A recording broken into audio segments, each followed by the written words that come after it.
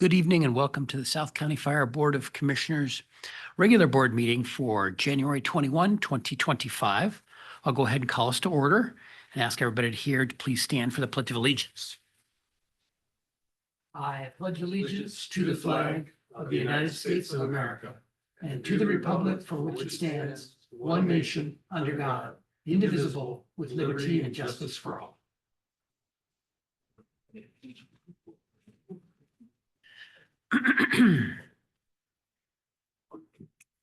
Board members, you have in front of you the draft agenda, and I don't believe there's anything else, Chief, for the draft agenda. Is there anything else for the agenda? If not, I will move that we adopt the draft agenda as presented. Is there a second? Second by Commissioner Wittes. It's moved and seconded to adopt the draft agenda. Is there any discussion on the motion? Any discussion on the motion? If not, we'll move to a vote. All in favor, please say aye. Aye. Opposed? Passes unanimously. That takes us to the consent agenda, which is item 4, and that has the December 31, 2024 claims vouchers totaling $664,087.04, and the January 21, 25 claims vouchers totaling $1,445,483.29. I'll move the adoption of the consent agenda items. Is there a second? Second by Commissioner Teofilak. It's been moved and seconded to adopt the consent agenda items. Is there discussion on the motion? Is there discussion on the motion? If not, I'll move to a vote. All in favor, please say aye. Aye. Any opposed? Passes unanimously. That takes us forward in the agenda to item number 5, which is approval of the meeting minutes. And tonight we have the approval of the January 7, 2025 regular meeting minutes. I will move the adoption of the January 7, 2025 regular meeting minutes. Is there a second? Seconded by Commissioner Rowland. It's been moved and seconded to adopt those meeting minutes. Is there any discussion on the motion? Any discussion on the motion? If not, I'll move to a vote. All in favor, please say aye. Aye. Any opposed? Passes unanimously. That moves us forward on the agenda to item number 6, which is public comment. And for public comment, we'll start first in the room and then we'll go online to check our Zoom platform for a request for public comment. So first in the room, is there any request for public comment here in the room? Any request for public comment here in the room? Not seeing any request. I will ask Ms. Blankenship to check our Zoom online platform and let me know if there is any request on the Zoom platform for public comment. There is no one on Zoom. Very good. Okay, seeing no request I'll come back to the room. Any last in-room request for public comment? If not, thank you. That concludes public comment and we will move forward in the agenda to item number 7, which is the Fire Chief's report. Good evening, Chief Eastman. Good evening, Chair Kenny, the rest of the board, liaisons and staff and the public. It'll be a brief presentation. I'm going to give you just a request for the volunteer side. And then Jason's going to give a quick update of the 2 engine companies we have deployed down to Southern California. I'm happy to say that Chief Isotelo started interviews today. We talked about the number of candidates we had or people who applied to become support volunteers for the RFA. And I think we started that there was about 19. Some of those have pulled themselves from consideration. Jason has additional interviews tomorrow with him and some of the other staff. And I'd like to, we think there's potentially 11. And I'd like to be able to offer them all positions as support volunteers. The reason I bring this up to the board is we currently have a slot for 24. This would bring us somewhere between 24 and 30. I don't think I'm going to get any objection for the board. I don't think it has a budgetary impact yet. It's not the 19 over and above that we need to work, that still works with what we have going at Station 15. What Jason mentioned to me today is it's a very diverse group, which is awesome. And I think everybody he talked to today has a vision of being an employee, a firefighter or a firefighter paramedic for South County. And so we'll see what happens tomorrow when he does interviews. But I'd like to be able to go on above the 24, and I don't think I'm going to have any. I think the board will concur, but I wanted to bring that forward before you. I'm excited about it. You know, we struggled for many, many years to get to 24. I'm happy to be the fire chief that says I got more than 24 that want to do it. And the other piece is there's a lot of folks within the support volunteer group that have aspirations to be career firefighters. And there's a lot of organizations that are hiring.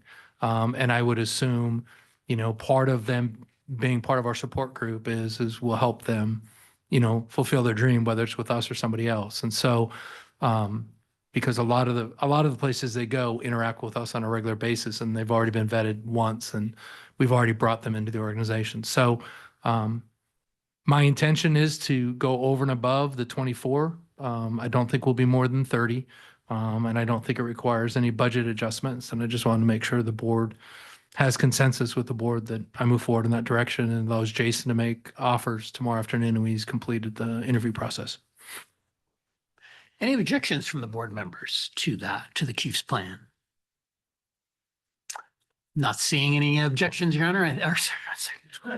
Wow. You've been promoted. There's a promotion. There, you've been promoted. So High praise. there you go. There you go. Yes. So So thank you. I think you have your answer. thank you. Thank you, sir. With that, I'll turn over to Jason to give an update of our two crews that are deployed to Southern California. Very good. Thank you, Chief. Okay, good evening, everyone. I'll be real brief. The assignments that these folks and these crews have been doing down in Southern California include structural protection, creating defensible spaces around structures that didn't burn down in the first few days of the fire, as well as searching for hot spots in some of the structures that were lost. So, you know, going for full extinguishment and that. They report back that they've been treated very, very, very well by the community, and that their efforts have been greatly appreciated both by the local fire departments as well as the community. So first crew that went down is planning on, it looks like demobilizing on Friday, which will put them back in the RFA sometime Sunday, late afternoon, evening. And then the second crew is planning on demobbing on Saturday, which will put them back late Monday. So that's the update on our crews that are deployed. Commissioner Lawrence. So, have they met any movie stars yet? I don't know. What about Mel Gibson? His house got burned down, I think. They haven't reported that, so. Why are they wearing coats?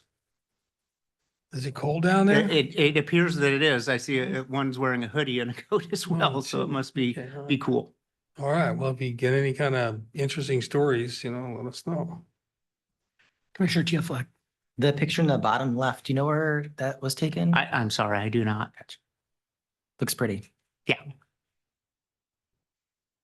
Any other questions for Chief Isotano? Commissioner Chen.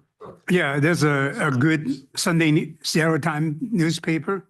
The front page talk about all the Washington troop going down there. I think that's a very good. Of course, our name was mentioned. I'm just curious, a few things that how have they learned anything about?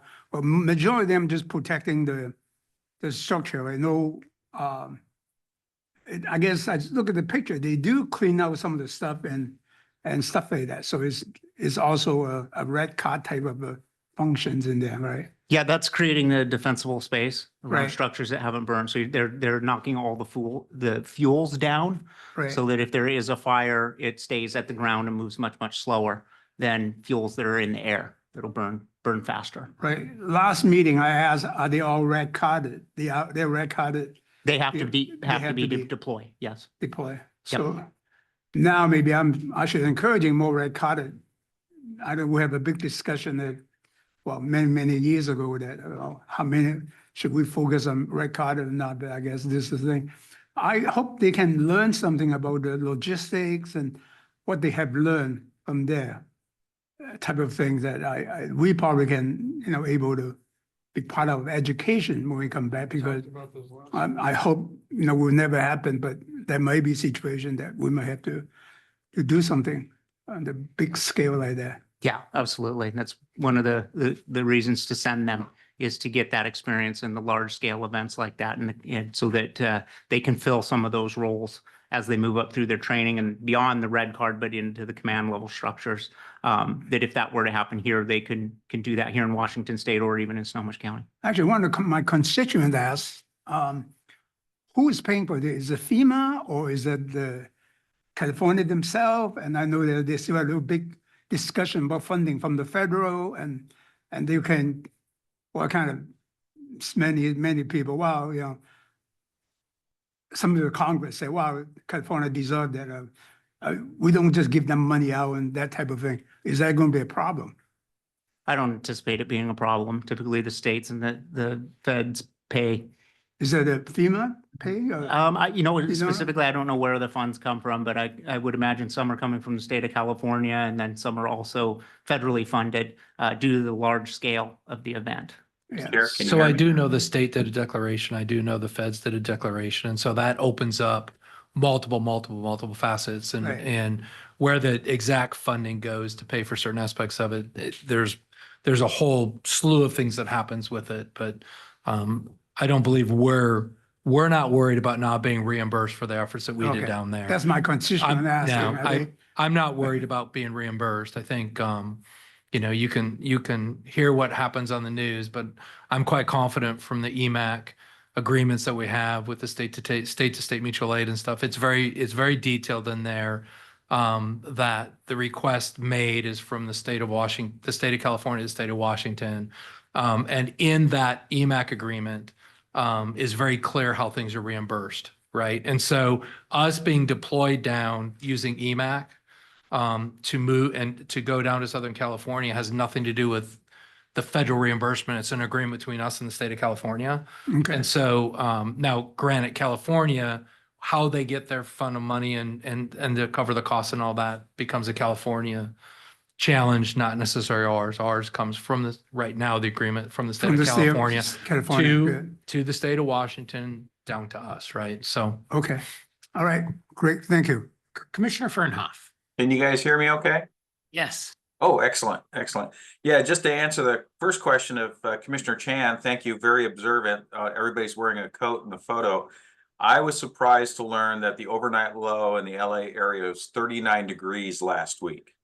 So when these crews are in base camp, they might be sleeping in temporary accommodations and so forth and getting meals. And so it's going to be pretty chilly down there for that point.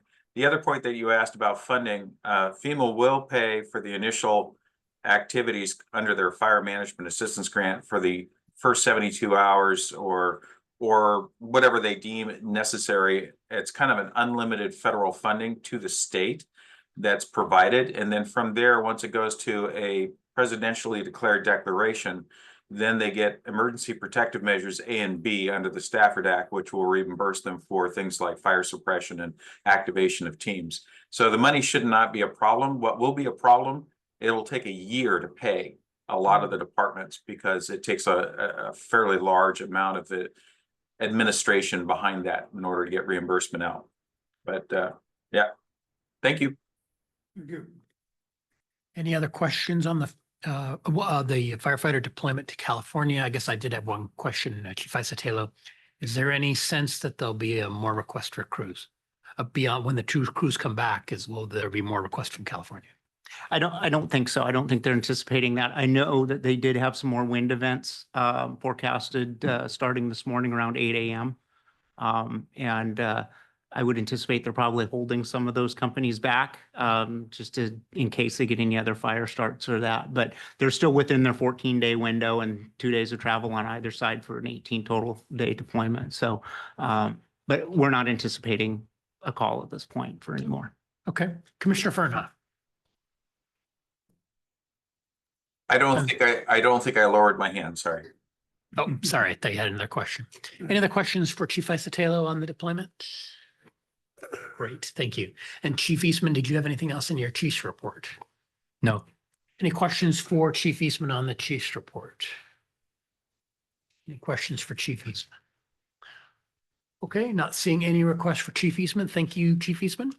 That moves us forward in the agenda to the union report, item 8 on the agenda. And President Pat Moore, good evening. Good evening, Commissioners. Sorry, I jumped on a little bit late, so I missed some of the chief's report, but I overheard some talk about wildland repayments and whatnot. It's kind of interesting, the timing of that.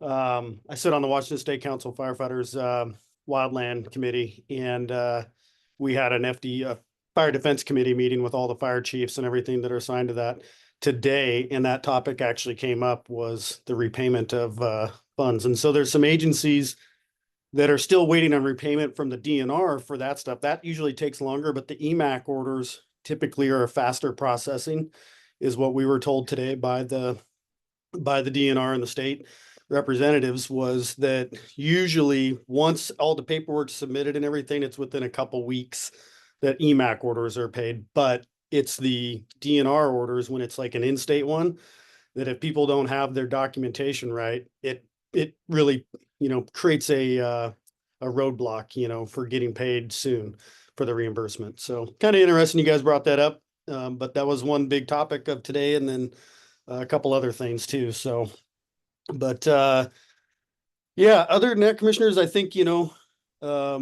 I did hear there's some new fires down there in San Diego. So I'm curious to see if the guys get hung up down there, but they had a couple fires start down in that area that are burning up some apartments and a bunch of areas. So anyways, outside of that, I don't think I have too much, but I just wanted to hop on here tonight and see you guys, and that's about it.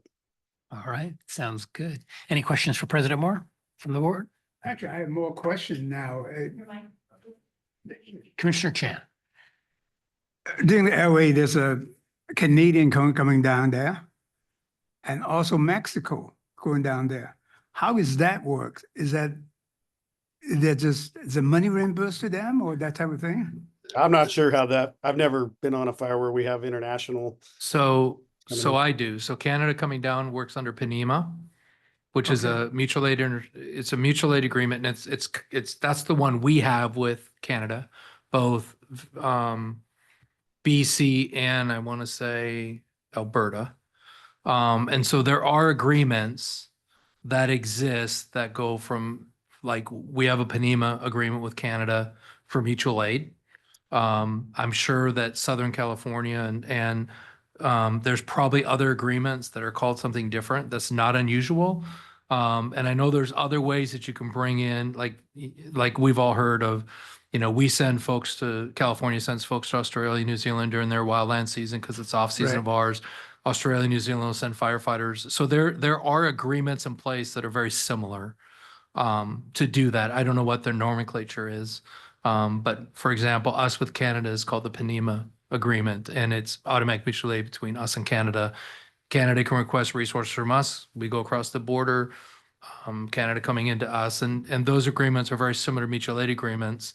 But they do talk about how you cross the border and how you expeditiously cross the border and those kind of things. So there are other agreements that exist for that to happen.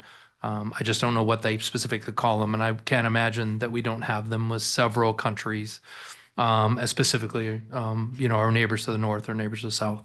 Now, it's half joking, but my entrepreneur brain is working. Does the Canadian pay faster and better? You know what? To be honest, I don't think we've never dealt with that. We did some of it during the Olympics. If you remember, Canada was prepping for the Olympics when they had them in BC. Right. And remember, they were having a paramedic strike at the same time. And so there were places in play for mutual aid to come from, Washington State if they had an event in Canada. We never got to a place of how funding would be expended and how quick that is. But the agreement we do does covering cost.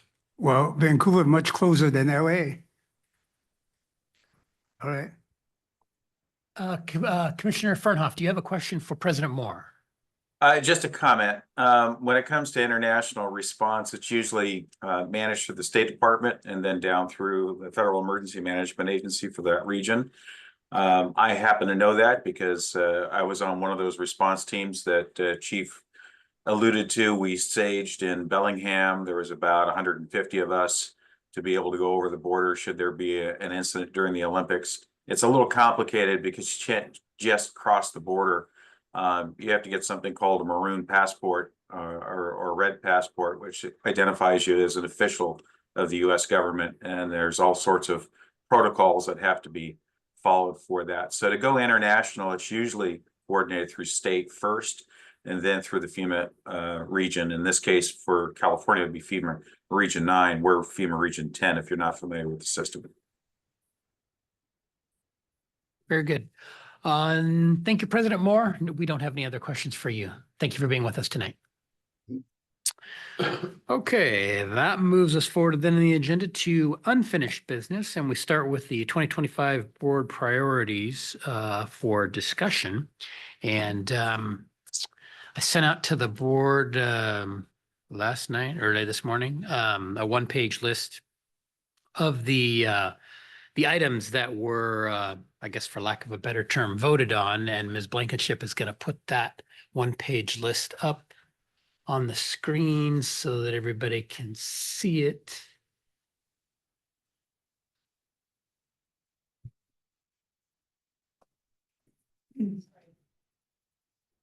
And so what I did is I took the raw numbers that came into Ms. Blankenship, and I just broke it down by the. It nicely fell out that there were 4 of those that had more votes than others. That was 3 or 4 votes. And so my thought was put those as the board's priorities for 2025 in alphabetical order. I know on this list in parentheses is the number of votes.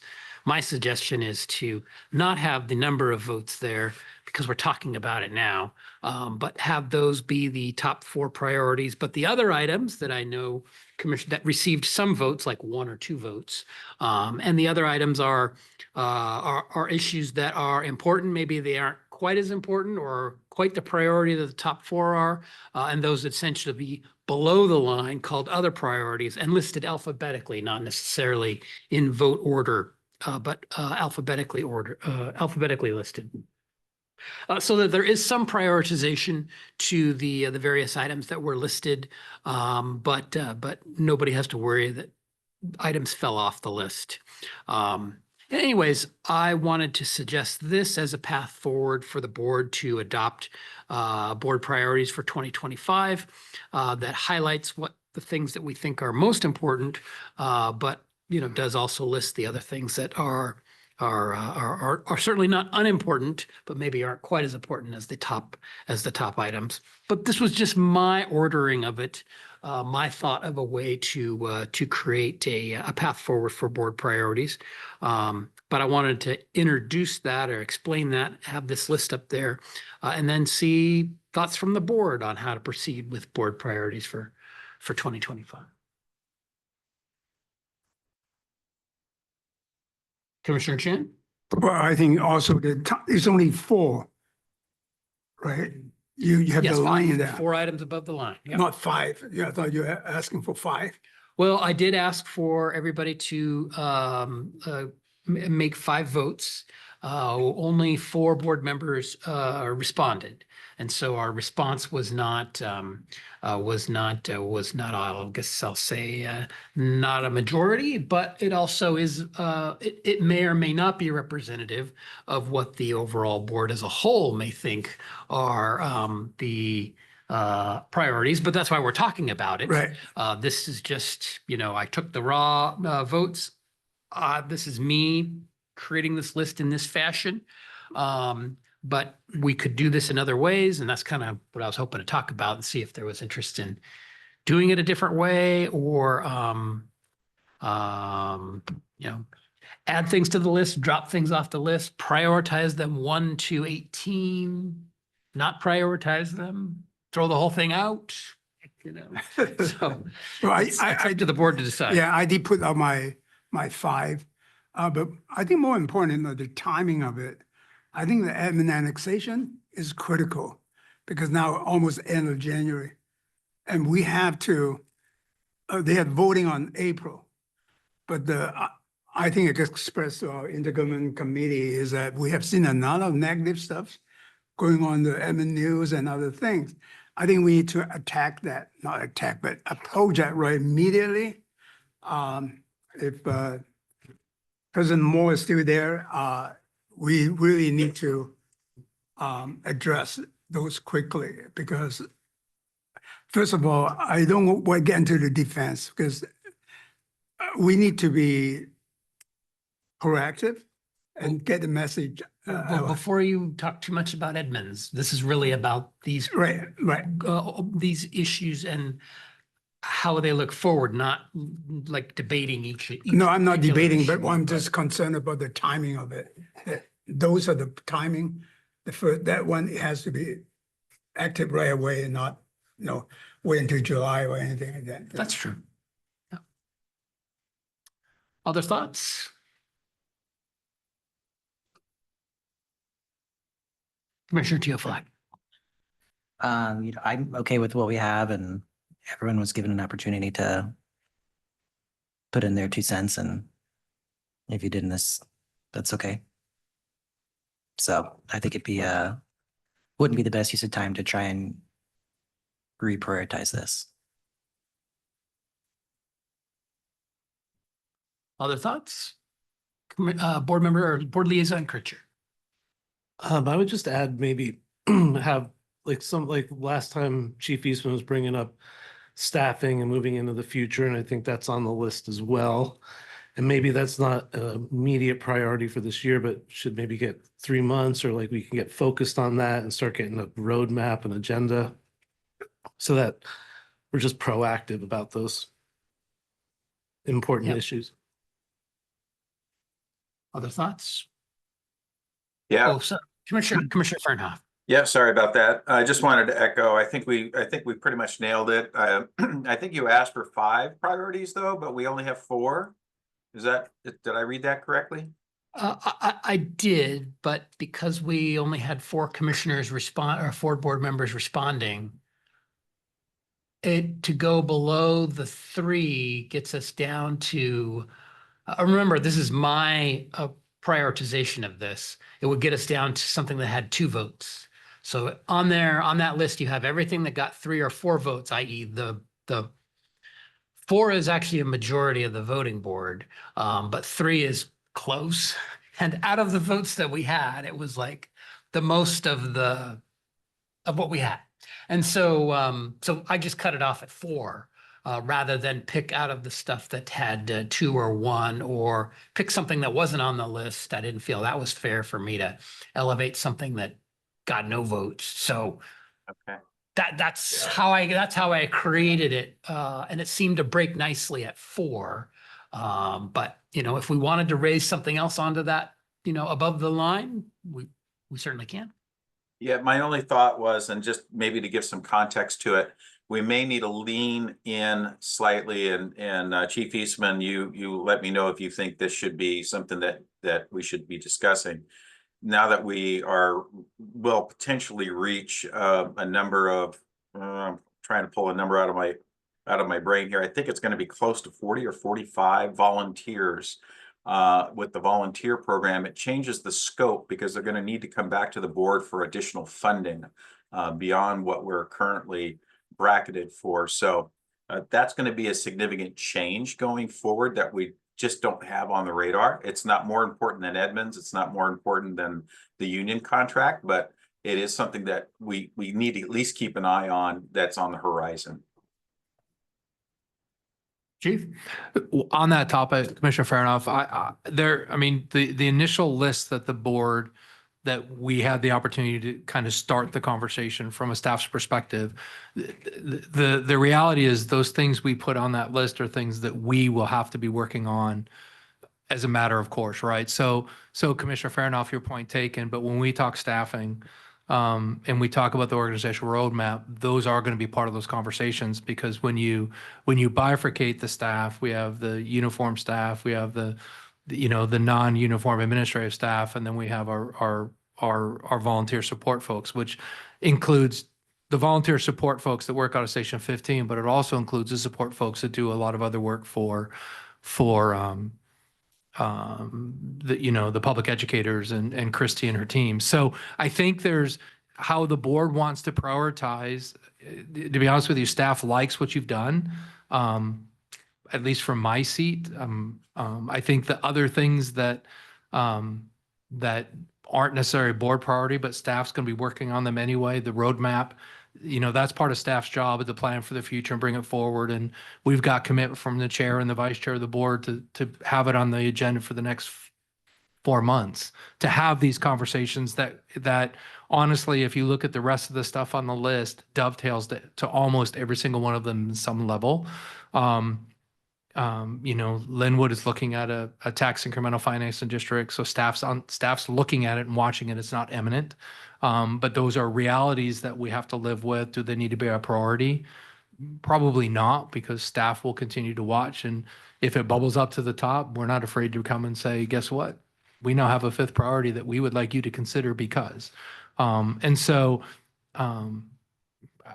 think that the nice thing about the list that's been presented, and the things that have been added over the last couple of meetings, are actually germane to the work that's already going to be being done by admin staff.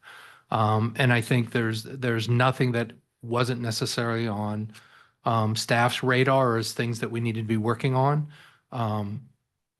We may call it something different, but the intent is it's going to be part of the larger conversation. A lot of it falls under the organizational roadmap as we move forward. So to answer your question, Commissioner Faranoff, I think I will tell you the volunteer conversation is part of our conversation. It's something we've been talking about from a staff's perspective quite frequently. I will say that you may not have heard, but we're going to be just under 30 with the number of applications or number of interviews that Jason's having. So that's the additional input from me. Was that 30 additional, Chief, or 30 total? With the Sorry, program? total of 30. Oh, okay. Very good. Thank you. Other thoughts about the list, about priorities? Okay. Well, I think we're ready to move forward with the motion then. I'll move that we adopt the listed priority sheet minus the vote in parentheses, taking those off, but otherwise adopt the sheet here as our board priorities. Second. It's been moved and seconded to adopt those board priorities. Is there discussion on the motion? Discussion on the motion. If not, we'll move to a vote. All in favor, please say aye. Aye. Any opposed? Passes unanimously. Great, thank you. Commissioner Lawrence. Who are the 2 commissioners that didn't vote? It's hard to remember. It doesn't matter now, the board's adopted it, so. Great, thank you. I won't mention my name. So. That moves us forward in the agenda then to item 9B, which is our South County Fire Organizational Roundup. And tonight it's going to be our Human Resources Director, David Cullen. Good evening, Mr. Cullen.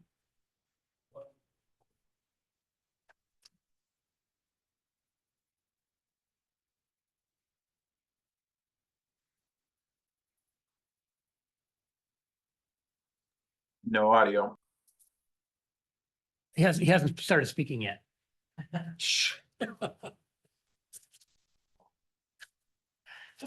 Ready? Yep. Okay. Thanks, Chair Kenny. Let me share my screen.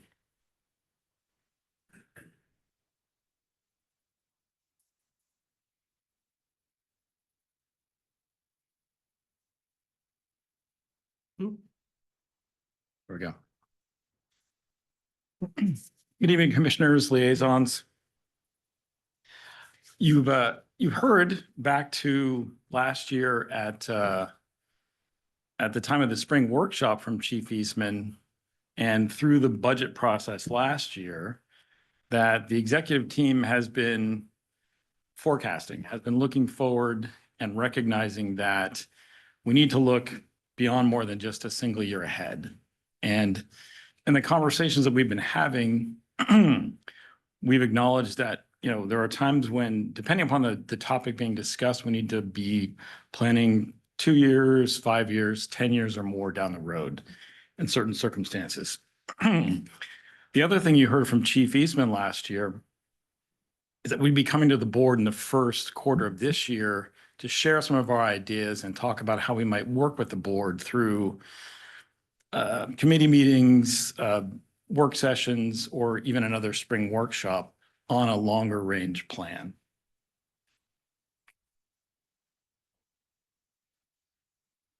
Oh.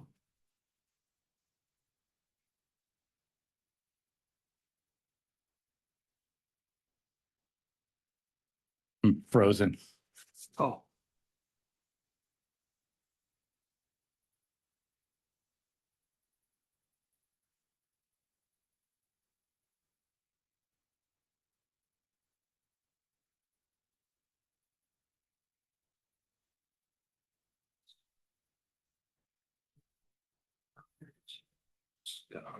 It hates me. 2024 really gave rise to our belief that we need to look further down the road, both because we were generating lots of ideas and because of some of the externalities that we felt kind of got in our way. Edmonds being sort of dilatory with annexation and AV coming in under our projections were two things that really kind of doused some of our desire to make 2025 a big budget year. Despite that, you did hear some of our ideas from Chief Eastman at the outset of the budget process last year. And in fact, I think he sort of, frightened everyone a bit with some of the grander ideas related to deployment and some of our thoughts for becoming uncross-staffed and really looking at what we think might be the most ideal staffing to meet the needs of the folks in the RFA. And it was pretty intentional because at the time we had come to grips with the fact that we had to make a more modest proposal for 2025, but knew that we had some longer term ideas and that to really kind of become more aggressive about that planning was the way to meet that challenge. Obviously, the board's been doing work like this for quite some time. The capital facilities project and some of the things you've already undertaken are examples. Spending money to purchase land for infill fire stations, conceptualizing how stations may need to look differently in the future are just a couple of examples of how the board is already doing this multi-year planning work. We would simply like to join that work. I think the challenge for us organizationally is to kind of broaden that work and integrate it. And, staff would love to contribute to those plans and tie them more directly into our budgeting process year over year. I think we're aware that there are lots of things that we will need to confront in the coming years that we can't accomplish with a single budget, or more importantly, with the sorts of revenue streams that we have typically in our general fund. Will be really, I think, best positioned if the board can rely on and require from staff that we bring forth the data and the best thinking possible to address some of those bigger ideas to see, are we really planning for the future? Where are we headed?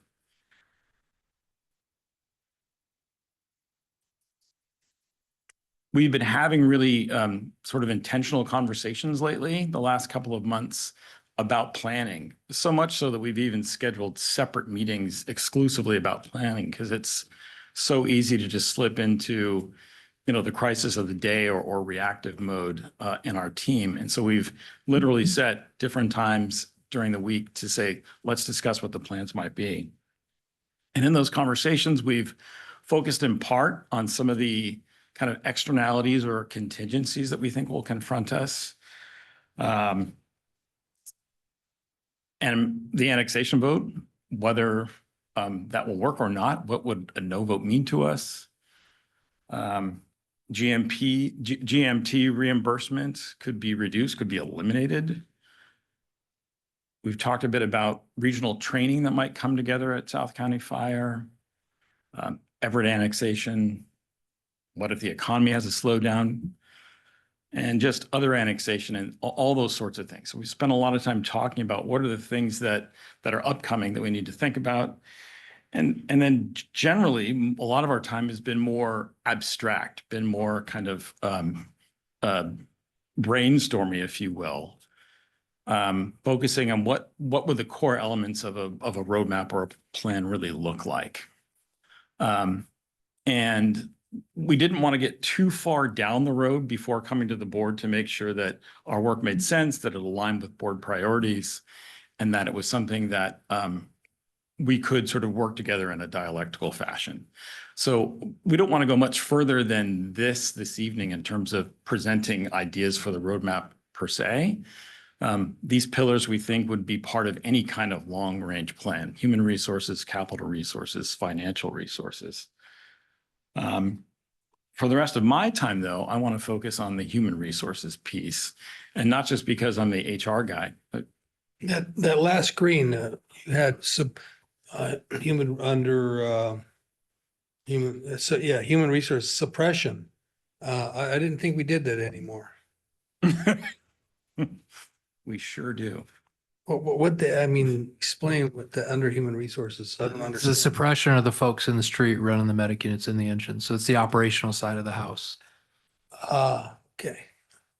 We were careful. We originally started with several different terms, and we're trying to be inclusive because we have folks that are not uniform folks that are part of our operational response, PIOs, and some of that. So we're trying to not create and we're looking at the people that will go and do the suppression work for us, put out fires, take care of patients.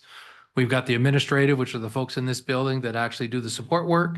And then we have the support volunteers and the other volunteers that do a whole slew of things depending what expertise they bring. Okay, all right, thank you.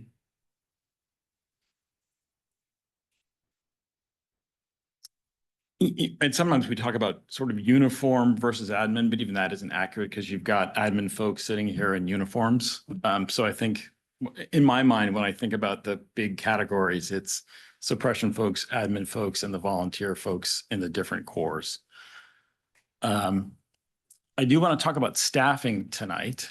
And to my mind, in terms of long-range planning, staffing is always a piece of it.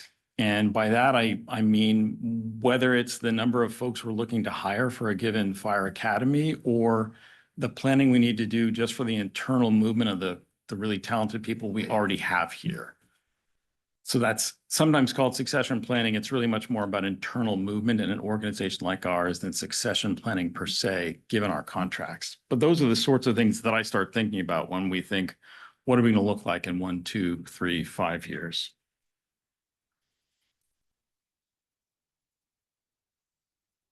The staffing really starts with a budget, and any budget to make great sense and meet the true actual operational need that you have usually involves a thing called a staffing factor. We have one. It's really intended as a sort of ratio to account for the unproductive time that your staff has. So we hire folks to be here for a given operational purpose, but there is necessarily some time that will be dedicated to unproductive pursuits like sick leave or vacation, or value-added pursuits that nonetheless pull people off the line, like education, training, that sort of a thing. And the staffing ratio is an attempt to get at how much do we need in order to cover what is a basic kind of operational nut, if you will. It can be a really complicated regression analysis to figure out a staffing ratio, but it's a very simple concept. And it's that people aren't going to be able to be here 100% of the time because they may be doing things that are valuable to their life or to the enrichment of their own career. And yet we, given that we're a fire service, need to actually have people in slots to meet the needs of the citizens that we support. And so for any given number of people, if we had only 10 firefighters or 10 slots for firefighters, we'd still need more than 10 people to fill those slots, just to sort of boil the staffing ratio down to a very simple concept. The question really is, how many more do you need and what sorts of people do you need? And to really answer that question well, I want to take us kind of backward and outward a bit and talk about just the difference in our environment. Times used to be that you could count on or plan for firefighters to miss 3 shifts a year. Obviously, that's nobody's experience any longer. And for quite some time now, the RFA has been planning for a greater amount of unproductive time than that. And yet the last 5 or 10 years have really wrought a change to the schedule of the average employee, not just at the RFA, not just in the fire service, but across the state of Washington for employees generally. There have been statutory developments, there have been societal changes that have just impacted the behavior of employees. The implementation of paid family medical leave, the identification of cancer and PTSD as presumptive in the fire service, the enhancement of benefit programs, people's coming to grips, either individuals or organizations, with behavioral health and what that has meant for the average employee and how that's an even greater impact in a place like ours. All those things have contributed to a difference in behavior and people taking more time off than was the case, 10, 20, 30 years ago. And I don't bring that up to say it's a bad thing. Not all those things are necessarily a bad thing. It's simply our reality. In many ways, it's arguable that those can be very good things, that you might have happier, healthier, more productive people when they are at work, if they're taking time off and have the appropriate support mechanisms to continue to be healthy. So I'm not sort of saying good or bad, quite frankly, nor am I bringing this up to have an impact on it. Really what I want to say is let's be cognizant of what our reality is so that we can be more planful as we move forward about how often are people here or not. The takeaway is just to understand what's going on. Toward that end, I've pulled data for a couple years, and I'll show it a couple of different ways for you. This first set of data depicts the proportion of time off for folks between sick leave and vacation. So for example, the top left pie chart shows the 2024 totals for the battalion chiefs.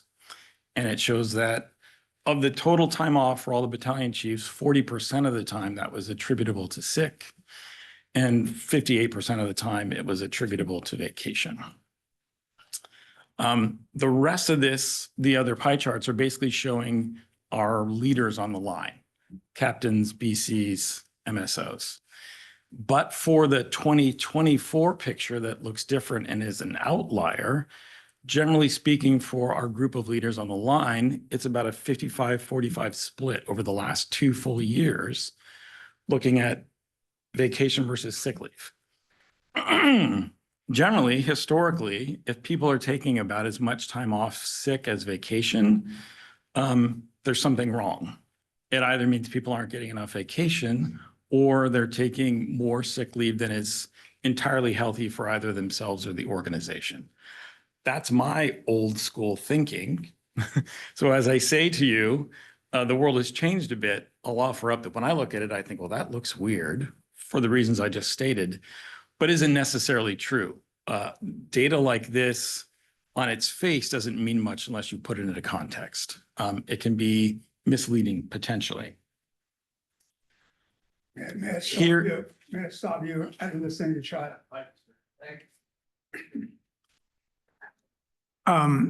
This is basically percentages of the time off, right? Well, no. So the entire pie, if you will, is the time off. Right, total And then time off, And then it's proportional elements of that time off. which is more than 50% of the time, 54% time off is sick. And then VACA is a vacation, those are the things, right? Okay. So also then, so how much percentage wise, I guess it's very difficult to measure, the total time they work versus the time they're off. We'll get to that. You get to that? Yep. Okay, because the sick leave will be addition to the whatever they get entitled to. for the vacation, right? Okay, Yeah, and that's why I say, you know, just alone, data like this doesn't necessarily tell us a bunch, but for myself, over time, it does at least tell me there's something interesting going on if people generally have almost as much sick time as vacation time. It means something. I'm not sure exactly what. This slide is the same sort of data, but for different ranks for our firefighters and paramedics. okay. And you'll see the ratio is a little bit closer in terms of the balance of sick leave and vacation than it was for the leaders. And in fact, for our paramedics, in one of those years, it looks like they're actually sick more frequently out of their time away than on vacation. So interesting data, but again, just kind of a piece. So these are the people on the on suppression side, not administration side. Correct. Okay.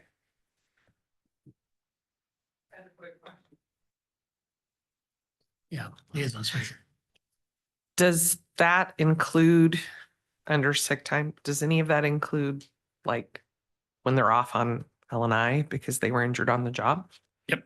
That's the other thing I'm going to address. So to quickly answer it part of how that can be misleading just on its face is our sick time as I've depicted it, and as we typically capture it, represents everything from somebody just missing a shift for being sick to somebody having a short-term certified medical leave to somebody on a protracted leave or disabled. So it's a big bucket. But in terms of staffing, in some respects, it doesn't matter. If we have folks who are here who are paying to be off that much, we've got to factor that in when we think about how many we need to hire and in what roles. So good question. And that's why it's a little bit sort of misleading. It's not just people are hanging out and going fishing. It's a lot of things, but all of those things factor into what will make for a sound budget. This data is different and it's a bit more concrete and more directly related to budgeting, staffing, and our staffing ratio.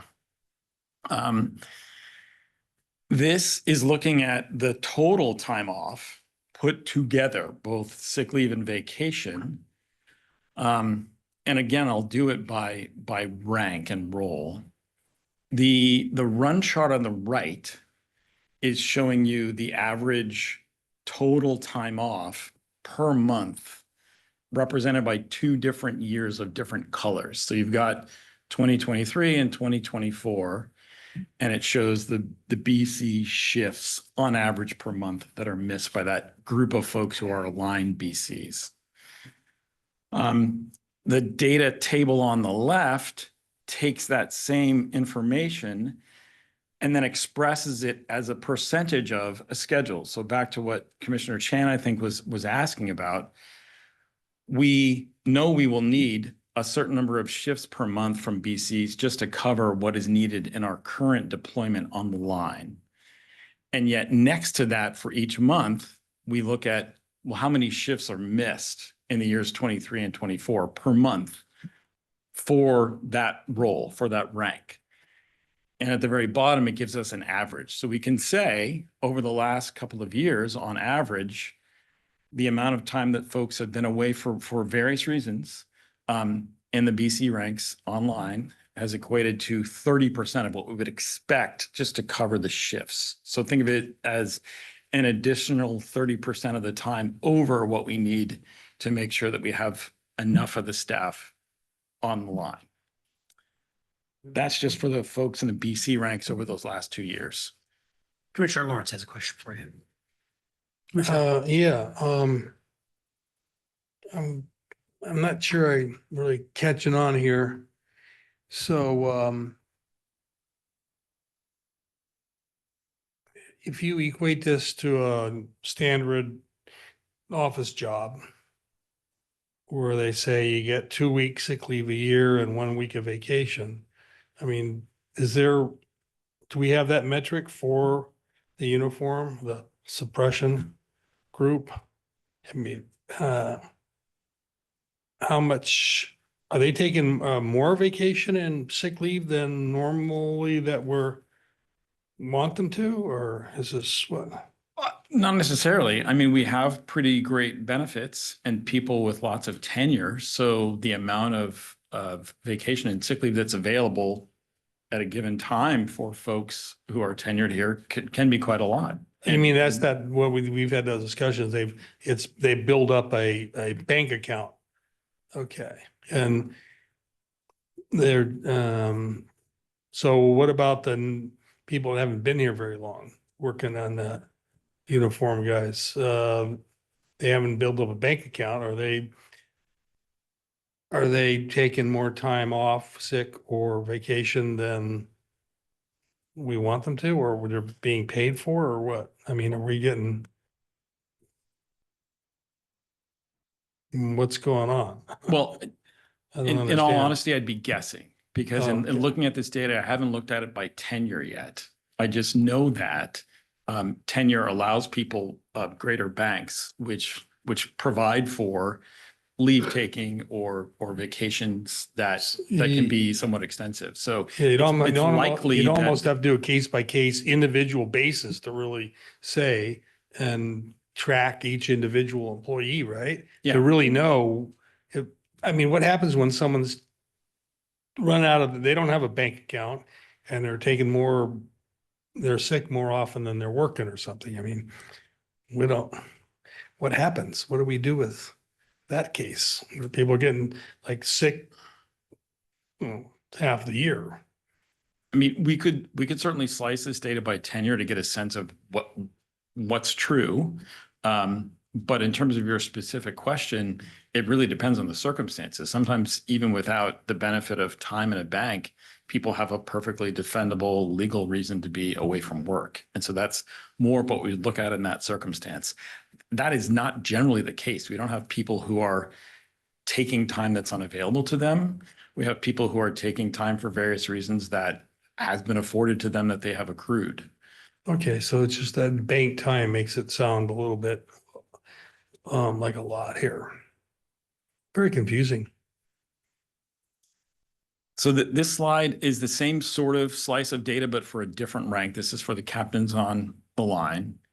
And you end up with the same sort of running average. So if you just look at that picture, it gives you a sense of, gee gosh, what on average are the number of shifts missed by the aggregate of our captains over that 2-year period?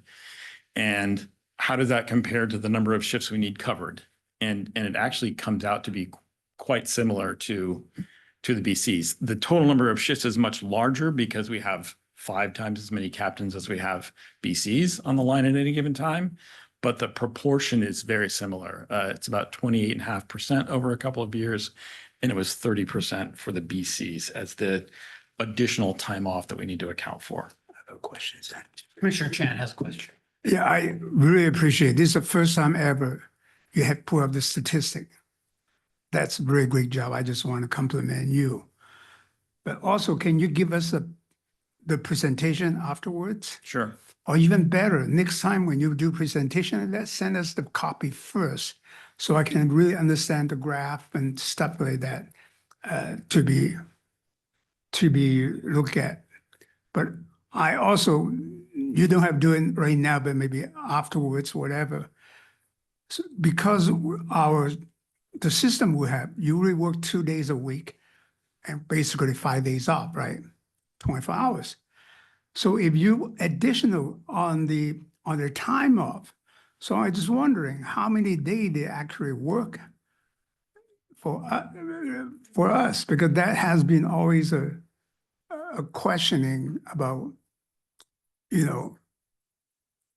because how many actual days they actually come to work. That might be, if after all that, I'm just my big brain thinking here is that, wow, it's really not too many days. I'm saying this is it's kind of shocked me at that time. The data you presented to me was really shocking to me.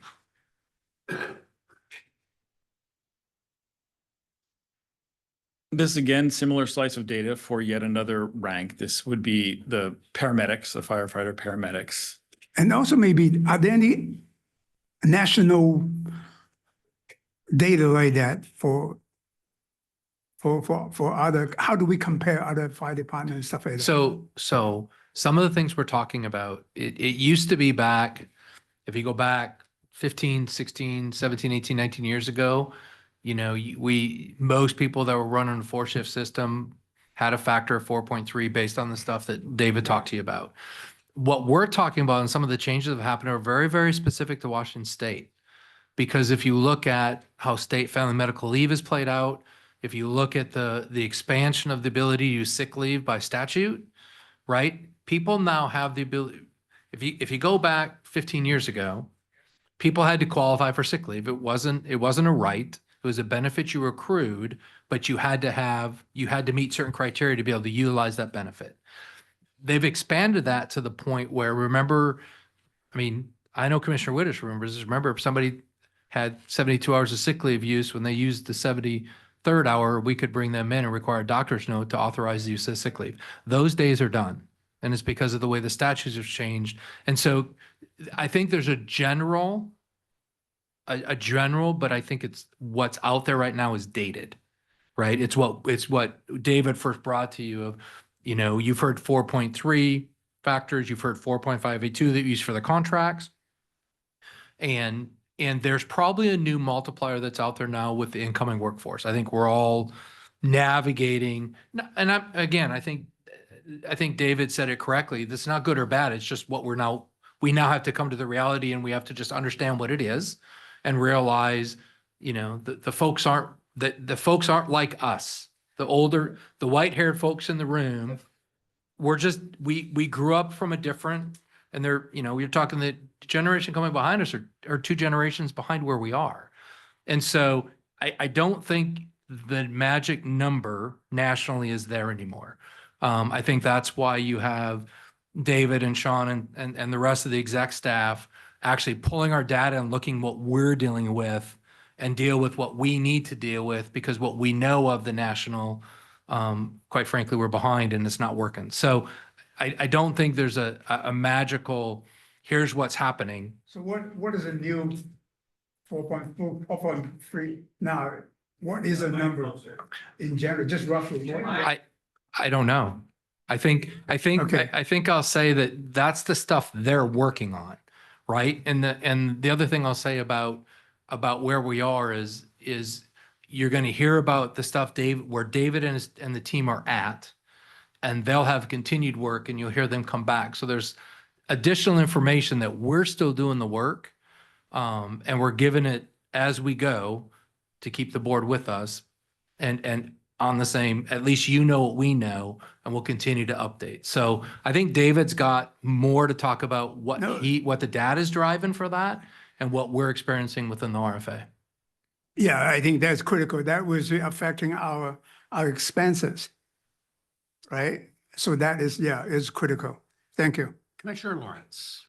Okay, I think I know what I was getting at. So we hire somebody and they get how many days or weeks of sick leave that are paid? Right? There's a certain amount of sick leave that's paid. What is that for a new employee uniform, since that's all you're dealing with here? I can't remember. 144 hours, I think, something like that. I think it's 12 hours a month. Yeah. I could be it's wrong. 144 Is it? hours. They get 96 of vacation when they first start for the first 96? 96 hours of vacation. How many days is that? So it's 4 Yeah, shifts. 4 shifts. And then they get, Don, is it 12 hours of sick leave, or do you guys get 14? Prorated a year of sick leave when they start, and then Yeah. holiday times prorated when they start. Yeah. Which is also 100. And then they accrue, it's either 12 or I have to look at the contract, it's either 12 or 14 hours of sick leave a month. So if they haven't accrued any and they're sick, or they need to take a family leave, vacation or whatever, they don't get paid for that. They get front loaded. Yeah. There's a certain amount of leave that they get per the contract up front. Right. Which is, So they have it. If they don't have any leave on the books, we can't pay them. So they go on either leave without pay, or there's a couple other mechanisms where people can what donate about if time. they're sick longer than we say they should be?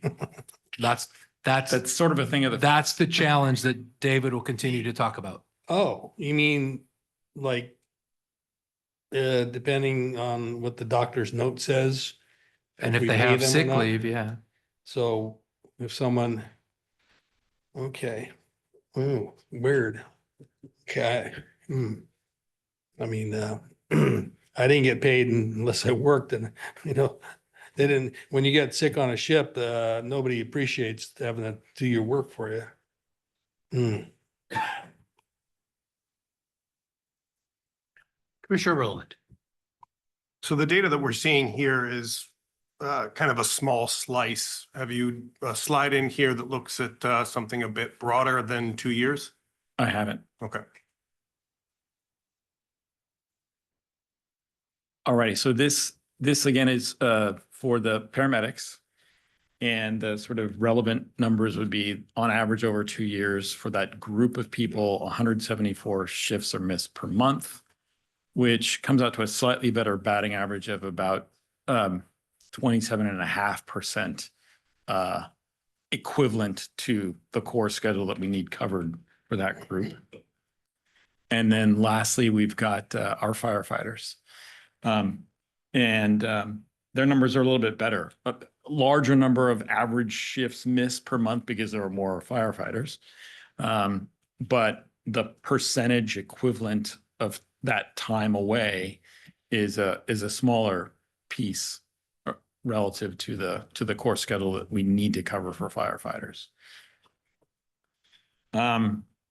This data doesn't capture training time. Some of the training time is really slipped into the time we sort of pay for folks their regular pay.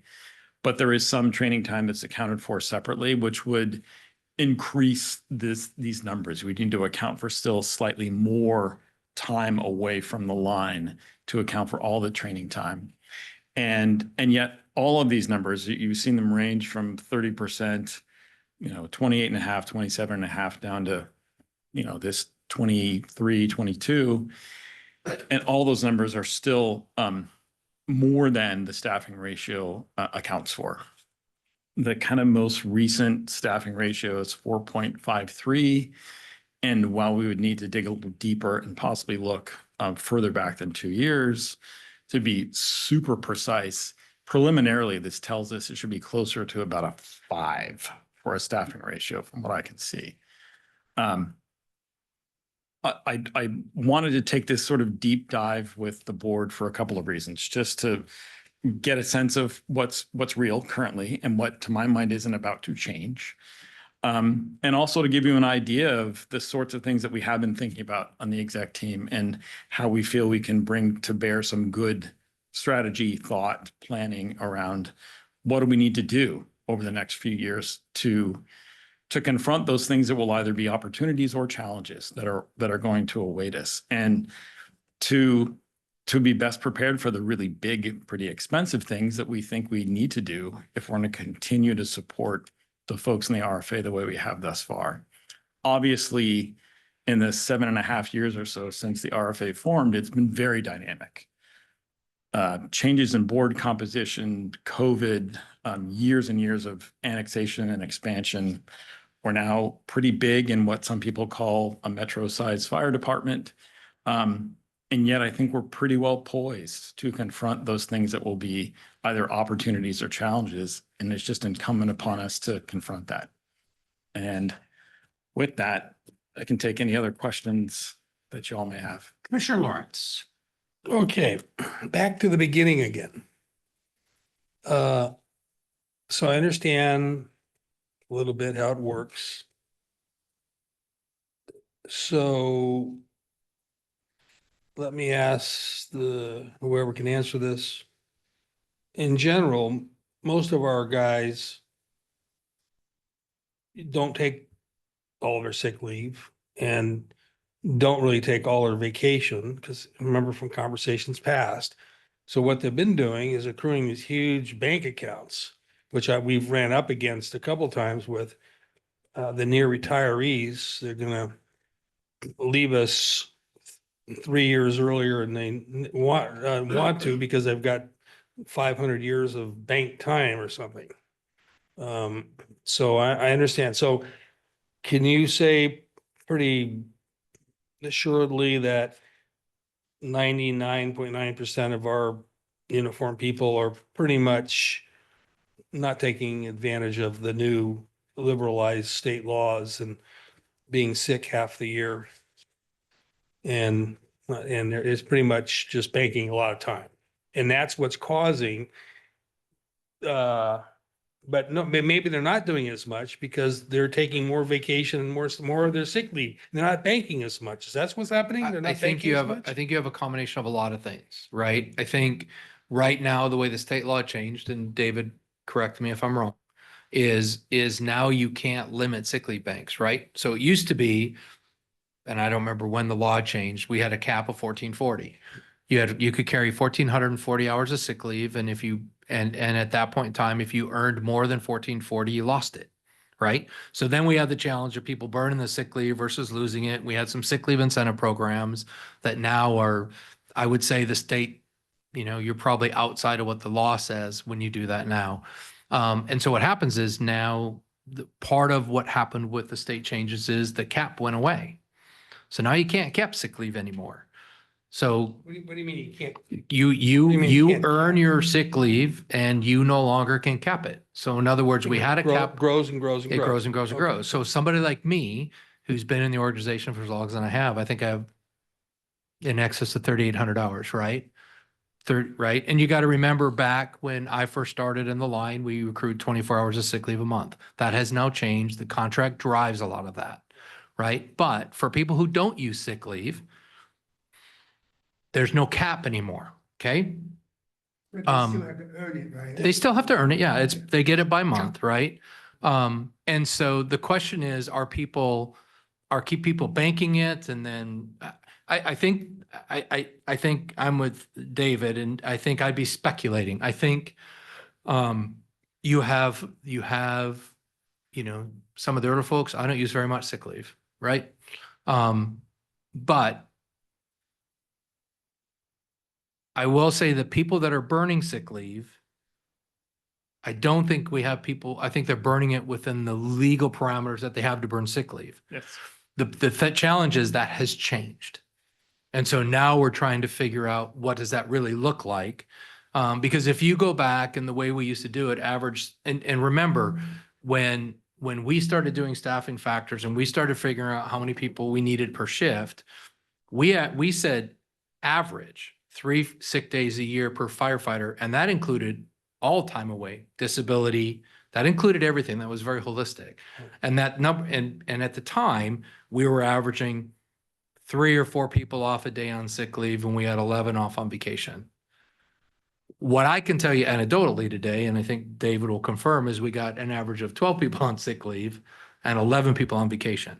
Now, the question is, to answer your question, I don't think we can give you the definitive answer yet. I don't think David and the rest of the team have gone to look at what are some of the other things making that happen. Okay, so even though the state changes, so there's no limit on the bank, the younger guys are just taking more of their vacation and sick leave as per each year, which is driving up the need for more uniform guys to cover those shifts. right? I think it's more diverse than that within the organization. I wouldn't necessarily say it's specific to the young. I think we have folks that have tenure that are doing the same. Yeah. Chief Anderson. I would also say that, so, I mean, I'll go back to Bob's point. When I was younger, I think I took 1 sick day off for the 3 children I have, based upon the amount of days I had off anyway. And it wasn't very typical that you took sick days for events like that. That's just. Did you lose bank? Did you go over the limit of bank and lose some time? No, not at all. But nowadays you can look at a lot of our younger generation who are once again within that state law. They'll take off a whole month or 2 on the PIFML, correct? For the birth of their child. So that philosophy's changed, and the state allows that, where when I was younger and having children, that wasn't the case. But it's on what they've already earned, their time that they've earned. They're not. Correct. Yeah, okay, so it's just, that's driving up the need for more people. Okay, I get it now. Took a while, but I get it. And I would just add, at the risk of beating the proverbial dead horse, that we really don't have a bunch of bad actors. And we have people in different stages of their career and their life taking advantage of benefits that I think we're lucky that we can provide to people.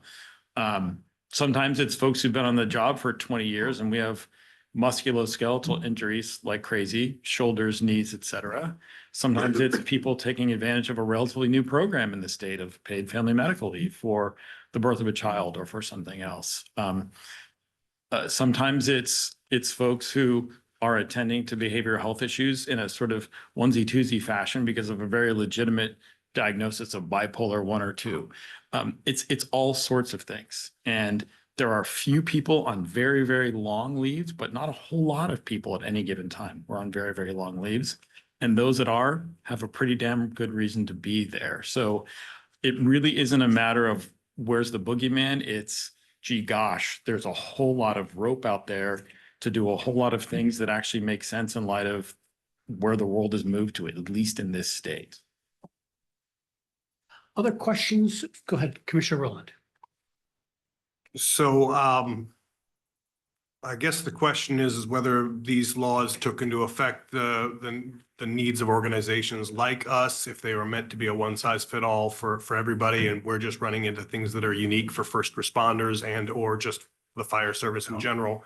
What are your thoughts or the thoughts of senior leadership on that? Yeah, I would say the sort of need for an organization like ours to have people in seats is different than a regular company where people can be sick and you don't have to replace them. And so we are confronted with a different staffing challenge than the typical organization, at least in terms of suppression staff. If I or one of my staff is sick, we don't have to find somebody and put them there. And so we can hire X number of people for X number of spots and figure it out. It's definitely an X and Y when it comes to things like, cops and fire, because we've got to have people there to take care of situations when they arise. And I'm guessing, but I don't think the policymakers at the state level thought more broadly than your question.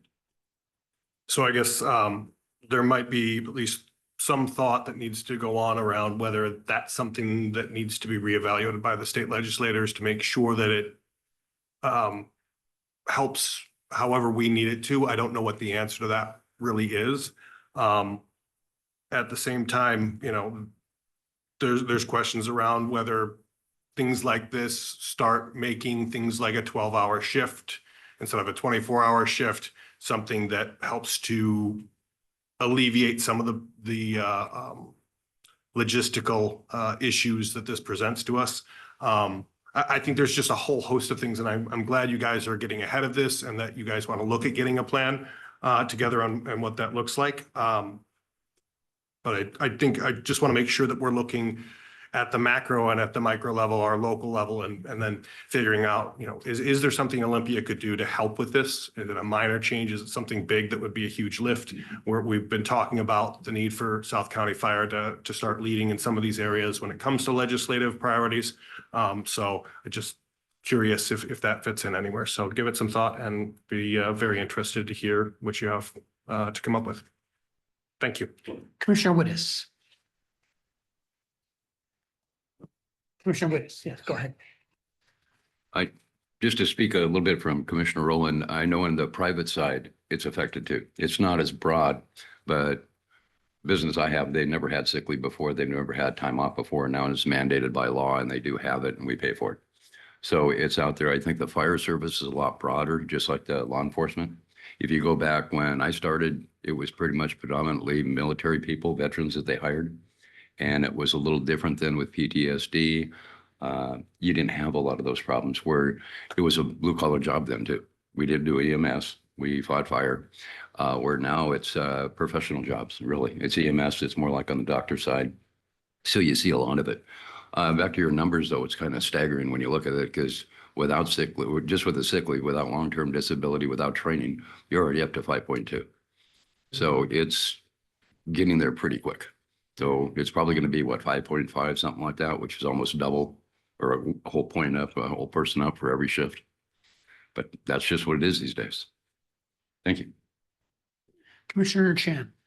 Well, I guess based on you mentioned about being white hair and all that stuff, I guess in this building, in this room in here, not too many younger generation except Brian over there. So in general, I still remember, I think the great generation is gone. You're not the great generation. Nope, That's a not even Second close. World War. My parents' generation. My parents already told us that you guys so lucky. You don't know what hunger is. You don't know all this, right? Now, to my son's generations, I work for the big accounting firm when I started. Everybody worked during the taxis and everything else. Basically 60 hours is a minimum requirement. You have to show up. It's a culture, right? Even you don't have too much to do, you need to show up to show that. But I know that talking from my alumni accounting firm, is that they don't want overtime anymore, okay? And secondly, dressing. We dress Nordstrom, tie and everything else. Because of COVID, they all come with pajamas. So the whole thing changed. So I see what you're saying. I think one point is the culture. We cannot allow the culture to be changing. Then if you have the culture, then everybody will do the same thing, right? Because they don't, a lot of time, maybe I'm over speaking here, but they consider that sick leave and everything's entitlement. They're rewarded with that. So they will take, I heard the word take advantage of the situation. So I think we need to change our culture a little bit. And also by when you're hiring the people, I think that's critical. Maybe there's some kind of testing, a profile and that type of thing. You can ask the questions. I always, my mentor, I always say, hire the person with personality, and then you can teach them whatever you can do. So to me, that is HR is a critical thing. I don't know what kind of test you can do, whatever, or just based on the history, that type of thing. I think that will make a huge difference in here. But offline, I'm going to get you more information from you. So what the problem is. Yeah. Board Liaison Swisher. In my day job, you haven't heard that in a while, so I understand what you're saying and where you're coming from, because, some of us have a few more years on people around here. And so we remember when a good work ethic was important and everything. It is not a culture that this organization can control. It has been put into place by the legislature, putting programs into place that say it's a free-for-all, do what you want, and then people like David, myself, the chief, have to find ways around those programs that they've put into place and that they're telling us legally now you have to do this for these people. You don't have a choice. And there's nothing that we can do to change that in the people. And I'm going to assume you do the same thing. I've had to fight over the years with bosses who wanted to put things in people's performance evaluations about how many days they missed. That's illegal now. You can't bring that up. You have to just deal with it. Based on the numbers that they showed, I don't think that you have any one group of people who are trying to abuse the system. I think you have a whole bunch of people who have a lot of tenure, have a lot of time built up. You do have these new programs so that back in the day when some of these guys' wives were having children, they showed up at the hospital, they said, "Oh, beautiful baby." And the next day they went back to work. Now guys are staying at home and doing their 6 weeks with baby, sometimes longer. And all of that is playing a part into these numbers that they're seeing and that they have no control over. It's just, it's a reality. It's things that the folks in Olympia don't care how it affects your organization. They also don't care how it affects the little mom and pop organization that is struggling to stay alive. It just is. And everybody's got to find their own way around it. And the way for this organization to find a way around it is going to be adding a bunch of people. Because, like David said, for police and fire, you can't leave that position empty for the day. I can have one of my staff call in sick. I'm just going to cover for them because somebody's life isn't on the line if they don't show up. I probably agree, but I think the culture is important. People, it's not going to cure everything, but if I work in a company, if everybody doing that, I basically go for it. But it's going to be a longer conversation than we have to resolve the problem, but at least we should try ourselves because in general, we are custodian of the taxpayer money, right? In the sense that we need to do something. I don't want to raise our hand, oh, that's it. You're going to have to Okay. fight your people in Olympia who keep putting Well, these things into place yes. that put these requirements on the employers. It isn't anything that the rest of us can do something about. We have to follow the rules or we end up in trouble. I understand follow the rule, but we need to do something. We can do something. That's what I'm saying. Don't just give up and say we can't do anything. Vote differently in November. Well, okay. Okay, Commissioner Rowland. I don't think it's true that there's nothing that we can do. From the legislative side, being one place, but if I were to think about this, if it didn't happen in Olympia and suddenly this is a benefit that the firefighters negotiated for, something that they got into their contract, nothing happened in Olympia, there would be a give and take to get that in there.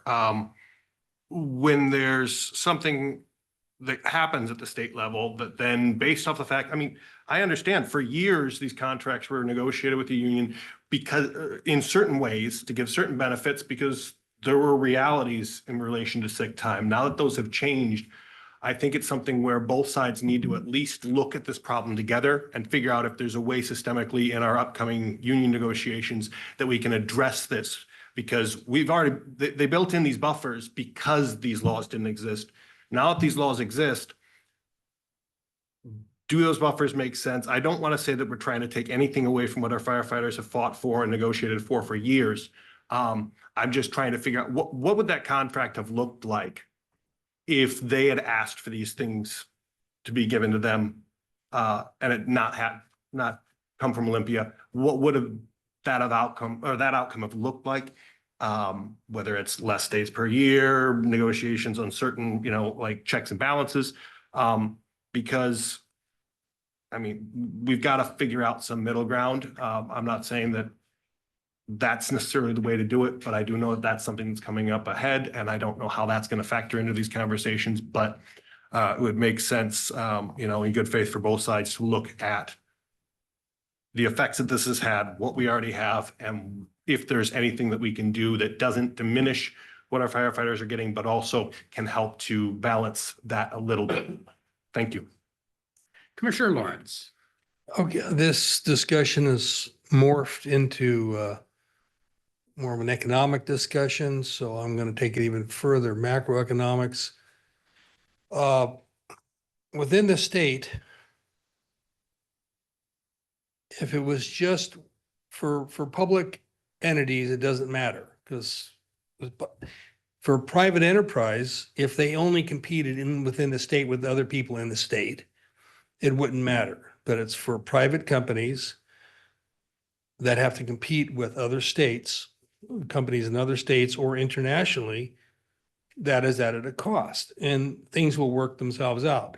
Either it works out, certain businesses will fail, and certain businesses won't affect, or certain businesses that are competing, they'll become more efficient somehow. They'll be user noggin and become competitive, even if with that economic, chains that were put on them. And things, yeah, so some businesses are going to have a hard time, but for public entities, as long as the taxpayers, there's enough taxpayers that are paying the money, it doesn't really, and there really, I agree with Paul, there is nothing that we're going to do to change society here in this organization. We have to deal with the cards that have been dealt and do it the best way, try to hire the best people. And like you've said, we really, there's no gold brickers, and the people are working hard, and they're just getting what's in a contract, and we need to hire more people because of these things and because of the cultural shift. And so let's everybody, get their knickers untwisted here on this whole issue. Well, no, Chief, I'm going to hold you off there. I think we've had an adequate discussion on this issue, and we're starting to beat the horse here, dead horse. So Mr. Cullen, thank you. I'm sure we'll come back and talk about this some more at a future time with other data. We've got a bunch of other issues to get to, but before we do, it's time for our evening break. So why don't we take a break now until approximately 8:45, and we'll come back after the break. And our next item will be the interlocal agreement with Linwood for fleet mechanical services. So we'll be in about a 12, 13-minute break. All right. Well, I'm glad I got to beat the horse last.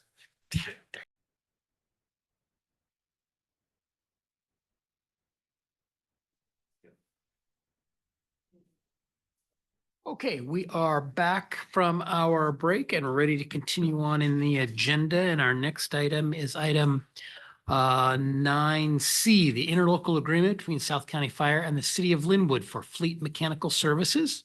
And is that going to be Chief Curtis? Chief Curtis, good evening. Good evening, Chair, Commissioners, liaisons, and staff. I'm here before you with a bring back from last week's workshop for board to consider action on a 3-year extension of fleet services and the approval of the added costs in the accompanying board resolution. So it's a 2-step process that we're asking for you to consider. First is approval and signature of the interlocal agreement and the accompanying board resolution authorizing an amendment to the 2025 budget to support the capital costs and startup costs. And I'm also here to answer any questions that you may have and address any comments. General questions. Yes, Commissioner Lawrence. Yeah, we solved everything last week. I think we're ready for a vote. I appreciate that. Thank you. Any other general questions on the ILA with Linwood for fleet mechanical services? If not, I think we're ready for a motion. I'll move that we adopt the interlocal agreement between City of Linwood and South County Fire for fleet mechanical services. I second that. It's been moved and seconded to adopt that ILA. Is there discussion on the motion? Commissioner Rowland. Just something I wanted to, I guess, not ask, but just hope that we have a finger on the pulse of. I know in the past, there's been discussion over whether it makes sense or what time would it make sense for us to maybe have our own shop.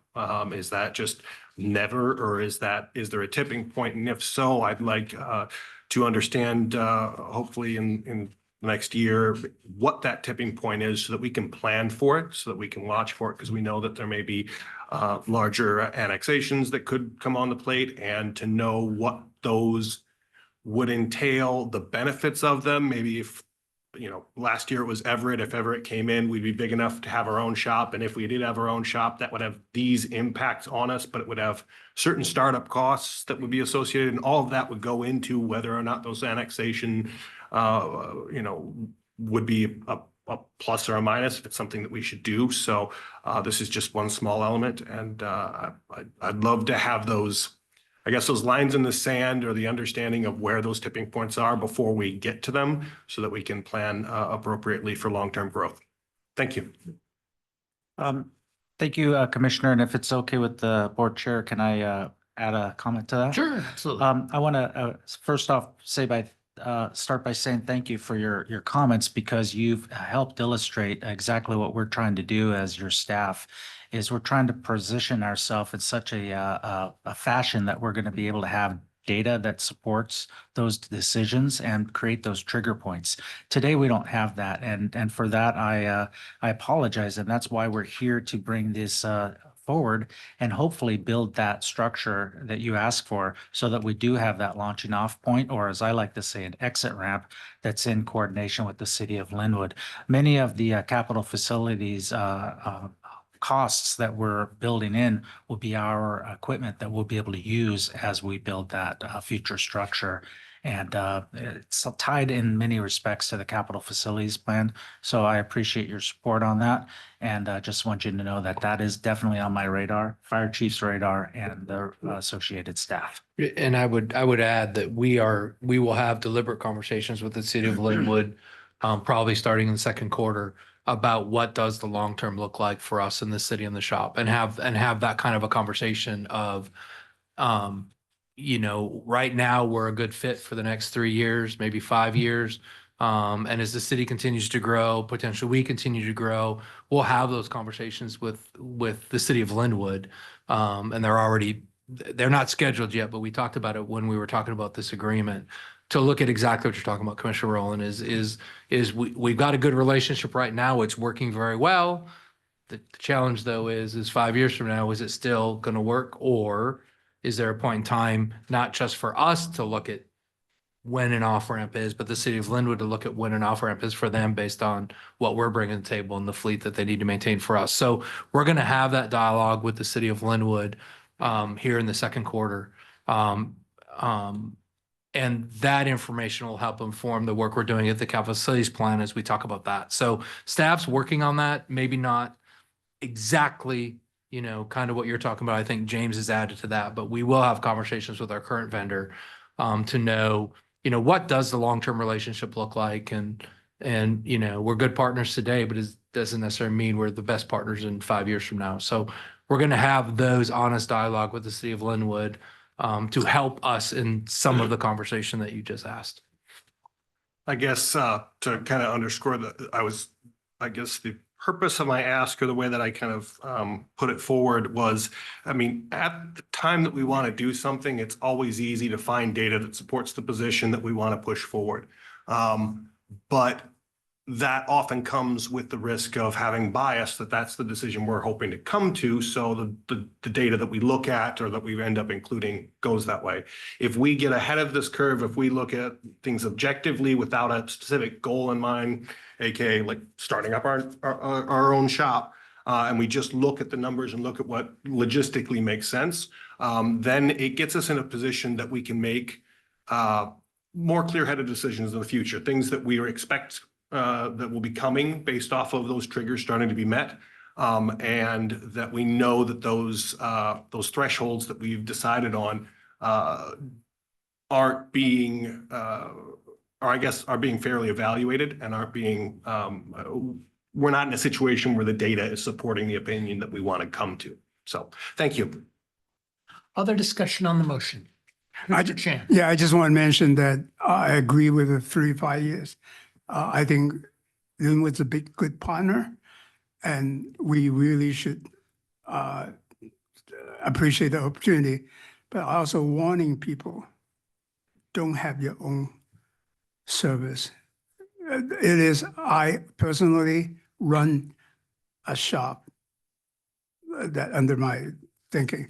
There's a lot of time, leftover time and that type of thing. You need to cover really huge capital investment in all those stuff. And then when you do not have enough, whatever, there's no flexibility. You don't want another headache in yourself. Join them. And then I think before all this, we have the Monroe situation also it causing a problem. So to me, try to work with Linwood or any other city to have that. Thank you.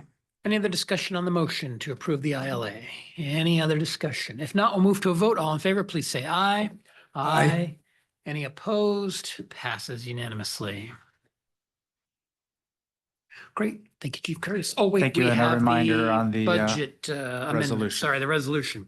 So at page 67, board members, we have the resolution that amends the general fund budget to account for, I believe it's the approximately $200,000 of capital cost related to continuing with the ILA.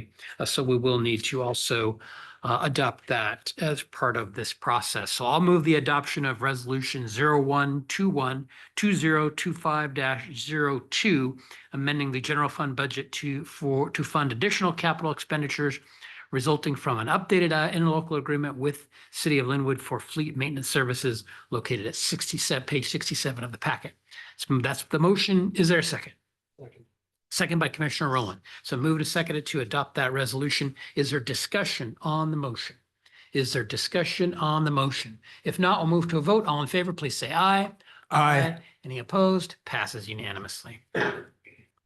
Thank you, board. I appreciate all of your support. Thank you, Chief Curtis. Okay, that moves us forward in the agenda then to item 9D, which is the 2025 benefit charge formula for approval with Chief Eastman. If you guys recall that when we did the resolution that set the benefit charge for 2025, the numbers and the formulary was preliminary because we actually have to wait till we get the certified assessor's roll. We get that right after the first of the year. We go and fine tune the factors within the formulary. And what's presented before you is the formulary that was used for the 2025 benefit charge that was submitted back to the county or received to the county for them to collect the benefit charge on behalf of South County Fire for 2025. We bring this forward for a motion for the board to approve the final formulary, and then it'll be added to the resolution that was passed in November that set the benefit charge rate. And I'm available for any questions. Questions for Chief Eastman? Commissioner Chan? Actually, I have been asked about, first of all, you can change it every year, right? For next year, and you can change the rates and everything else in there, right? Yeah, because the board sets the benefit charge Right. annually and everything else Annually, yeah, goes from okay. there. All right. So I just want to make sure you answer on the record that you think this is the best rate reasonable to all that, to the best that you have for the rate that been set for 2025.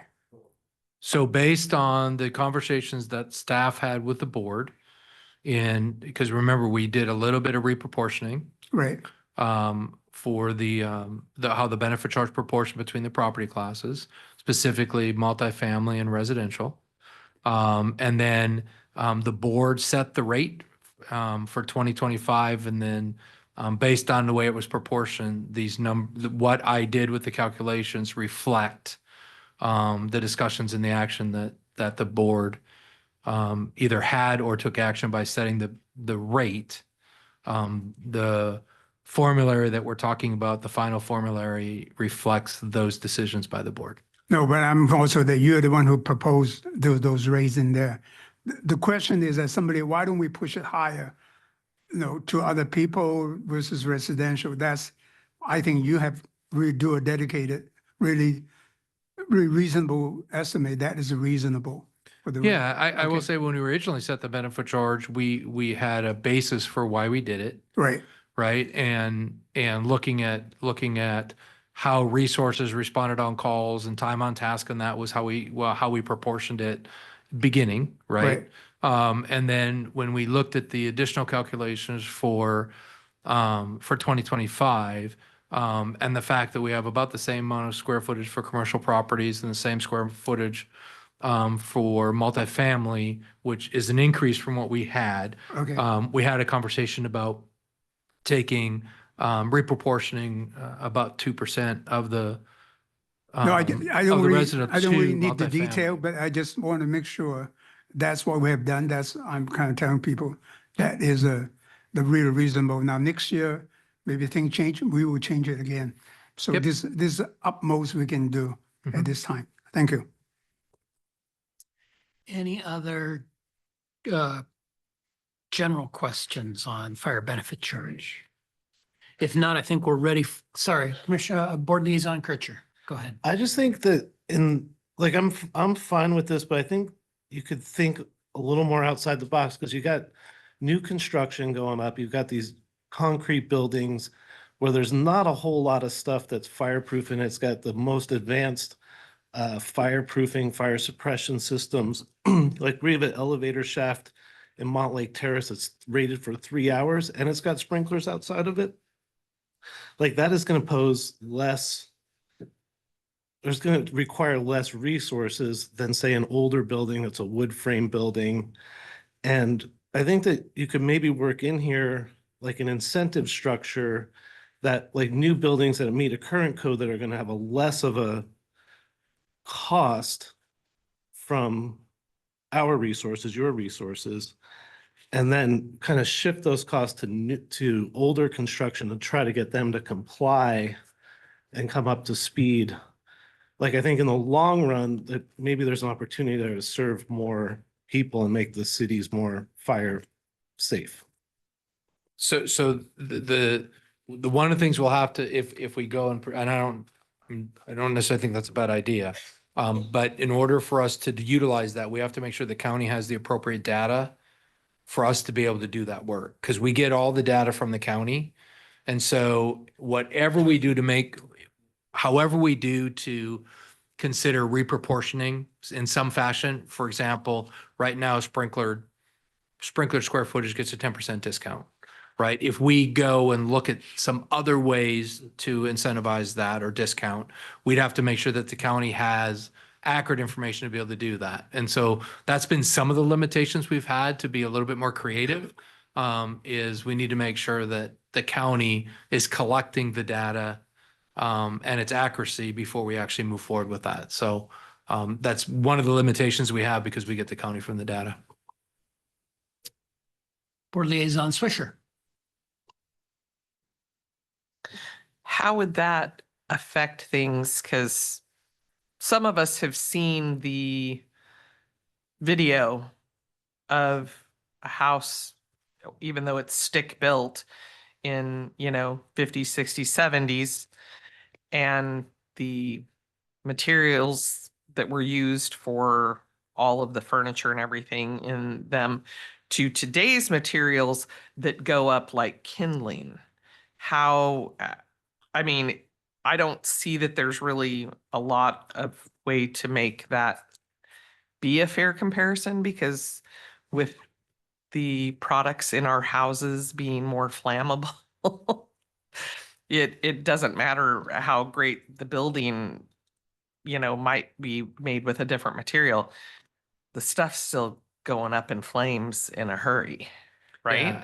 Yeah, again, I think it comes down to what data is available to the county because you could have, a commercial building that's built of ordinary construction versus a commercial building that's, concrete tilt up. I mean, there are some things you can do and look at it. I think when Kent first started their RF or their benefit charge, because they had all the data, they didn't rely on King County. They had a lot of other factors that were built in. I can tell you that they no longer do that. And so I think that's one of the challenges we go and potentially make the benefit charge and the work we do with it a little bit more sophisticated and look at some of the things that Liaison Kirschner brought up. We just have to make sure that it falls in line with the county. The data is accurate. We can continue to get it. And then we will continue to explore what that looks like and the other pieces that go along with it. Cause there's multiple, once you start doing that, there's multiple things you look at. So, it's just, you just got to make sure you have accurate data and can get it.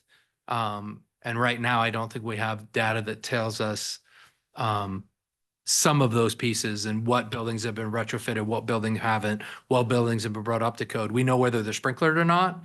And that's pretty much what the information we get from the county. So if we want to get more sophisticated in that fashion, It's going to require us to work with the county and the assessor's office to gather some of that, which probably means rolling out to the fire marshal's office. And then since hopefully we get more engaged in that game, some of that then we can collect the data, get it to the assessor and then have some ability because we control some of the data flow. So some of that we can get there. It's just going to take us a little bit of time because we have to make sure the data is accurate. Okay, so I think we are ready for adoption of the benefit charge formula. So I'll move that we adopt the 2025 South County Fire Benefit Charge formula located at page 71 to 72 of the packet. Is there a second? I'll second that. It's been moved and seconded to adopt that benefit charge formula for 2025. Is there discussion on the motion? Any discussion on the motion? If not, we'll move to a vote. All in favor, please say aye. Aye. Any opposed? Passes unanimously. Great, thank you. That moves us forward in the agenda then to item 9E, which is I'll just call it generally the SCEMS governance task force. Continued discussion, yes. Take a quick bio break. That's 9. We just did at 8:30. Sorry, I apologize. That's okay. I'll give you. The SCEMS discussion that took place last week, but a continuation of that discussion. I'll turn that over to Chief Eastman. Yeah, so I think unfortunately, Sean's not here.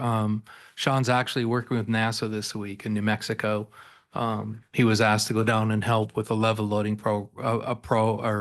level loading process that they're working through, I think at that level. So Sean's out of the office, and so I'll continue the conversation with on this topic.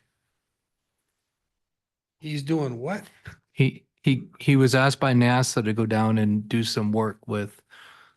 He's a rocket scientist too? Yeah. What? So we've got a pretty good relationship with NASA, thanks to Sean. So, but on the topic of SCEMS, I guess I just want to start and kind of let the board know where my position is on it.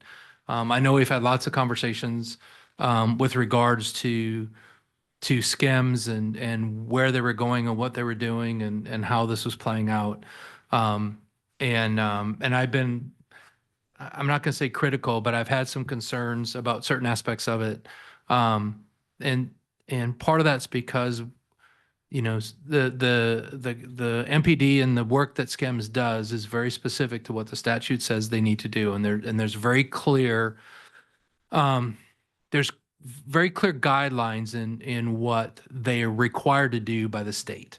QA/QI countywide, making sure that we're certified and Dr. K needs to sign off on that. They have a certain amount of oversight on the continuing education we do and some of those aspects. And so when this first started, one of my concerns is historically with county EMS offices, they tend to go way outside what the RCWs say. And I have staff that does that within the RFA. And so what I want to do is make sure that they were doing what was required by the statute, at least to start. Because then they were doing stuff that the law said they needed to be doing. There is some benefits for the RFA to have Dr. K and staff from the county EMS office doing quality improvement and quality assurance on the work that the EMS providers do in the street. I think that's a good thing. I think having Dr. K look at our performance and provide feedback to the EMS division of how we can get better. I think organization, we want that. But on the same token, I didn't want to create a county EMS office that was the size of King County's. Right, and had millions and millions of dollars going to the county EMS office to do work that really belongs in our organization. And so I think we've got to a good place where, their budget's reasonable. And in order for them to expand the work they do, It needs to go through the governance. If you remember what Sean talked about last week, the governance is, for the most part, 6 fire chiefs and 1 elected. The current language says it could be the number 2 within an organization, but one of the benefits of that is you got fire chiefs that actually have their pulse on what's going on from an EMS perspective in the county. That has not happened since I've been employed here. And I've been here just over 28 years. And I think that's a very big positive for the county. The other thing that changed with it is the funding model. One of the challenges that EMS has, our county has, when you compare us to King County and Thurston County, Skagit County, and how they do their EMS programs, is the counties who does the EMS levy, not the individual agencies. In Snohomish County, the individual agencies control their own EMS money or their own EMS levy, and that resides with the board of the fire districts and the fire RFAs and the city councils. And there isn't a chance that that's going to go away and go do a countywide, at least in my opinion. It belongs, we wouldn't willingly give up the ability to tax EMS. And so the funding model was something that, quite frankly, I helped work on. And it's based 100% on EV, because if you're a countywide EMS agency, if you have a 25-cent EMS levy, every citizen in the RFA pays 25 cents. It goes to the county EMS office and they divvy the money out and provide the EMS in the county. So, and I also knew that we probably have some of the strongest AV in the county, and what that would mean for our contributions to the EMS, it would be more. But in the context of what we're talking about, and we're funding a countywide office that's supposed to provide oversight, help fund the medical program director to do that oversight, and to have enough staff to make sure that the recertification processes are done, and the stuff that are required to keep us in the game, and the state requires us to do. It makes sense that if we're going to deal with it from a countywide perspective, it should be funded in the same fashion. And so the funding model that Sean presented last week is based on AV. And I want to say it's 0.46 cents. So it's just under a half a penny to fund, and that, and as a result of that, our portion tends to be about 33% of the whole. And it's based on AV, and we've had the benefit of having AV in South County grow faster than other places in the county, and there will be a point in time where our AV is going to level off, and the rest of the county or other parts of the county are going to catch up, and that's going to do this over time. And so where we are with that, those 2 things for me are extremely positive. I get that we pay a little bit more money from a percentage perspective than we have historically, but I think in the long term, and when you look at the county EMS office and what they do based on a per person in the county basis, if you look at it from that perspective, it is a fair way to do it, in my opinion, and I support it. One of the things that has been often talked about is, have the EMS office being housed at Snow 911. And you've got to, and one of the concerns we had is that we were going to ask you to entertain an ILA with county EMS and not have the SLA with the county as part of your whole group of information to make an informed decision. At least now we have a draft of the SLA. The benefit of, and whether people like it being at Snow 911 or not, I think there's a lot of folks that have a flavor on both sides. I think in the short term, having it at county EMS doesn't hurt anybody, or having it at SNOCOM doesn't hurt anybody. It gives them some technical support that they've had in other fashions before. It takes us to the next step, I believe, in the positive direction. Now, the 2 pieces, the funding and how the governance is set up, that actually controls the work they do and the budgets and all those other pieces for county EMS. If it's housed at Snow 911 today and they decide that's not a good fit, and somebody else wants to raise their hand and say, we'll have space and we can do a better deal on the price, I think it opens up the door and they can move. right? It doesn't necessarily need to be locked into where they're housed now. It's a place where they have an office and they hook their phones up and they get the support they need. That can be done in other fashions down the road if we feel, or the governance board feels at that point in time that 911 just isn't the right place for it. But I think it's better, in some ways, it's better than what we've had. It's a little bit more stable. And I guess I'll leave it at that. One of the other concerns we had from staff is the length of the agreement. It started out as a 5-year agreement. I think I was advocating for a 3-year agreement. As it turns out, it's a 3-year agreement with a 1 year out, which makes it a 4-year agreement. With a lot of the other things that are potential and there could happen is, Mukilteo, Everett, there's, we have good partnership with District 4 and Surfer. There's potential opportunities and for those on the board knows sometimes opportunities just happen. And we typically look at the opportunities, and if they're a win-win, we move forward with those kind of opportunities.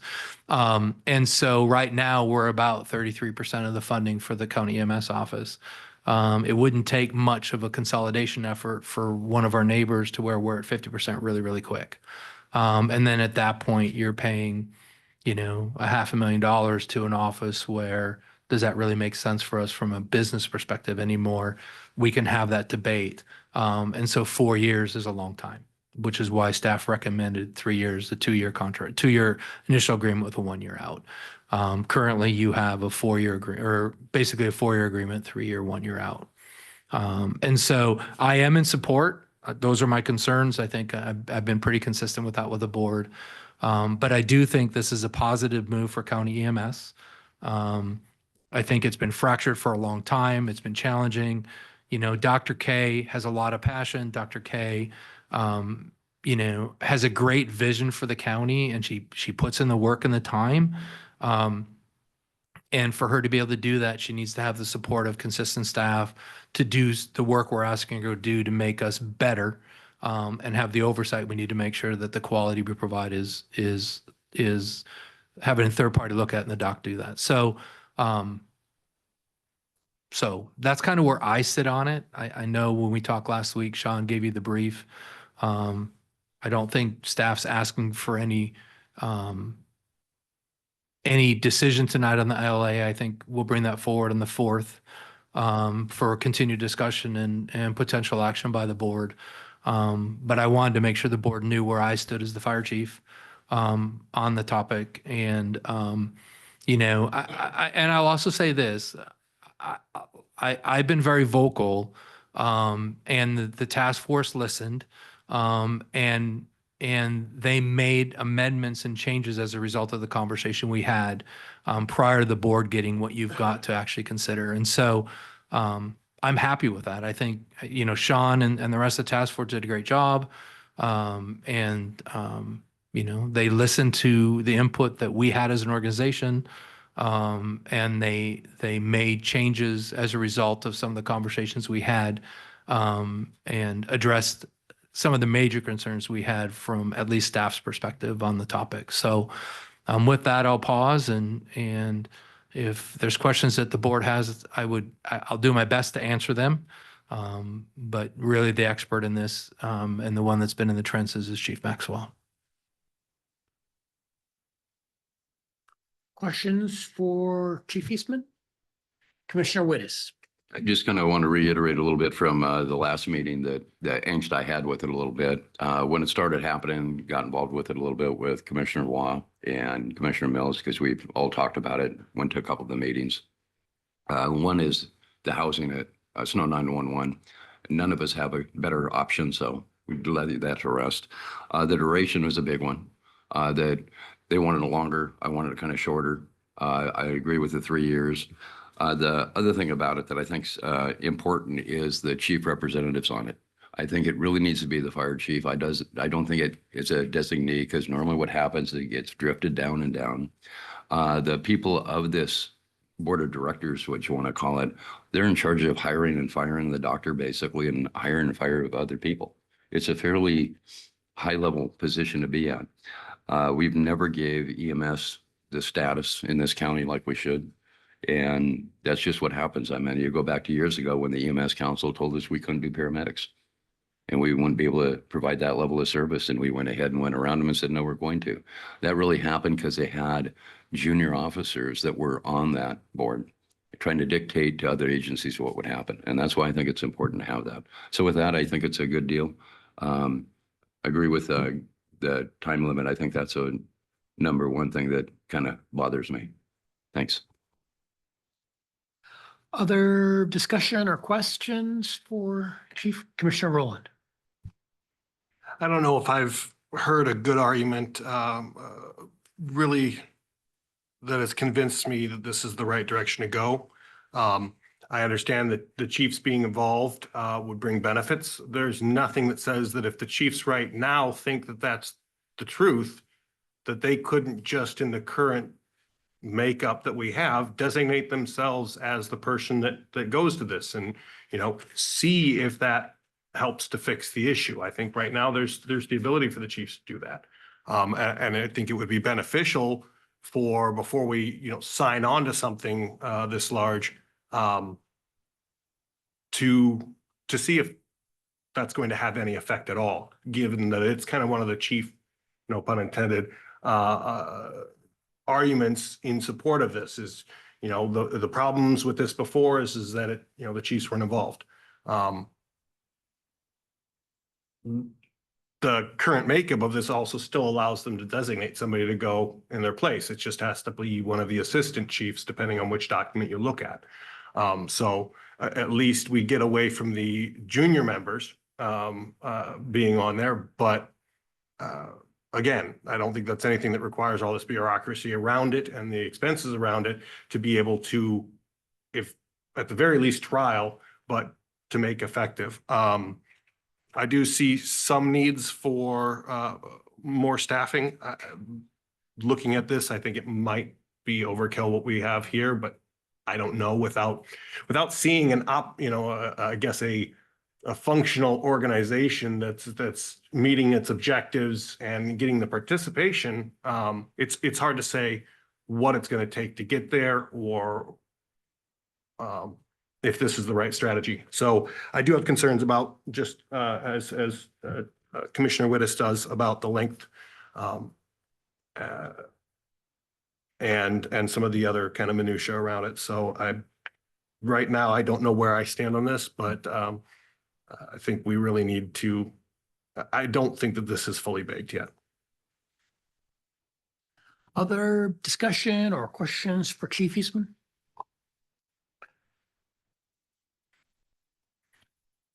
Okay, oh, Chief, go ahead. So I guess if there is any edits, because this is an agreement between the county or the RFA and county EMS. This process allows the board, if the board wants to see something different in the ILA, and if the consensus on the board is to go try to do something, for example, if the consensus of the board is they want a 3-year deal, 2 years and 1 year out versus a 3 years with 1 year out. It'd be nice to know if the board has a desire to do that so I can take it back to the group. I know several agencies have already approved it. And that's not why I bring up the question. It's if there's certain aspects of the ILA that the board would like to amend or change for us to be more comfortable with the agreement, that would be a good conversation and a little bit of direction back to me, so I can run that back to at least the task force to consider those edits. So Chief, what's your timeline on this? When do you need an answer back? So I was hoping that we'd have a decision by the end of February. Right. I want ample time for the board to be comfortable with the agreement. And if there's things that the board would like to consider changing in the ILA, for example, the time frame, I'd like to be able to bring that back, obviously sooner than later, to give enough runway. They'd like to be in a place like the 1st of April to have this signed and be in a position to move to the new building when it's ready to occupy. So, I guess I don't want the grass to grow, but at the same time, I want the board to make sure that you're informed, you have your questions answered. If there's edits that the board would like me to bring back to the group to make it more palatable for you, I'm more than willing to do that. If the board's okay with it as it is, that's fine too. But I'm not in a hurry to,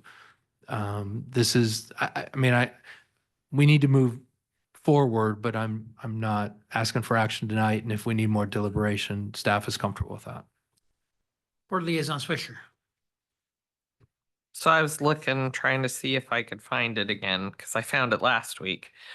Did the verbiage get changed to specify that the number 2 can be the designee that fills in if a chief isn't available? Or does it still just say designee? Because I also threw out that maybe one of the other fire chiefs from another agency that's in those groupings could be who the number 2 was. And I'm just curious if that got changed, because I can't. I don't believe it's been changed. Because that's the part I have heartburn over, because we don't want the guy down here who doesn't know what the wishes of the organization really are, being the person who gets sent to these meetings. So Chief, I was asking about the timeline because I needed to know, kind of what we're working with.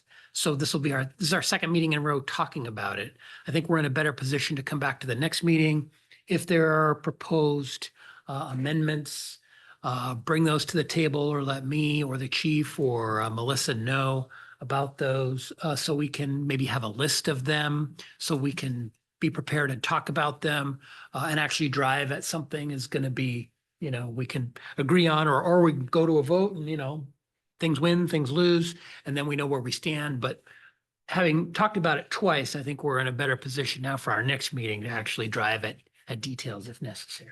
And that way we'll for sure have something by the end of February, but not by the end of January. That was my concern, really. No. I think that timeline works just fine, Commissioner Kenny. I think we wanted another discussion because that was a lot of information that Sean talked about last week, and then we have another week and a half before the next meeting, and I think that timeline works fantastic.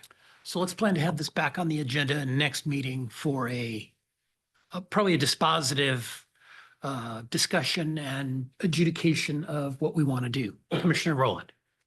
Just one last question. What would be the effects to this whole thing if, what is the backup plan? What if this board was to say no? We would go back to the drawing board. It would stay in the status quo state. And we'd go back and regroup. Okay. So I don't actually know what the backup plan, what we would do is what the status quo is. All right. Any other discussion on this topic? No, Chan? Yes, it's great. I think some issues are brought up, but I'm just concerned. We have been negotiating for 18 months already, right? Okay. I think sometime it's great for next week. We can bring back and voting on the issues. So that, to me, if close enough for rock and roll, I'm good. Because I don't want to, you said, go back to drawing board. That's really dangerous, working on countywide. My snow and iron experience and snow council, that is going to be, it will not get done. So. Commissioner Lawrence. Yeah, I second Commissioner Chan's sentiments there. And also, we will need you, Chief, and Chief Maxwell and all the other staff to be 100% for this. Give us confidence that you guys are pretty sure this is the best deal. Because I remember back a while, not too long ago, but a while ago, when it was like, We don't really like what's going on.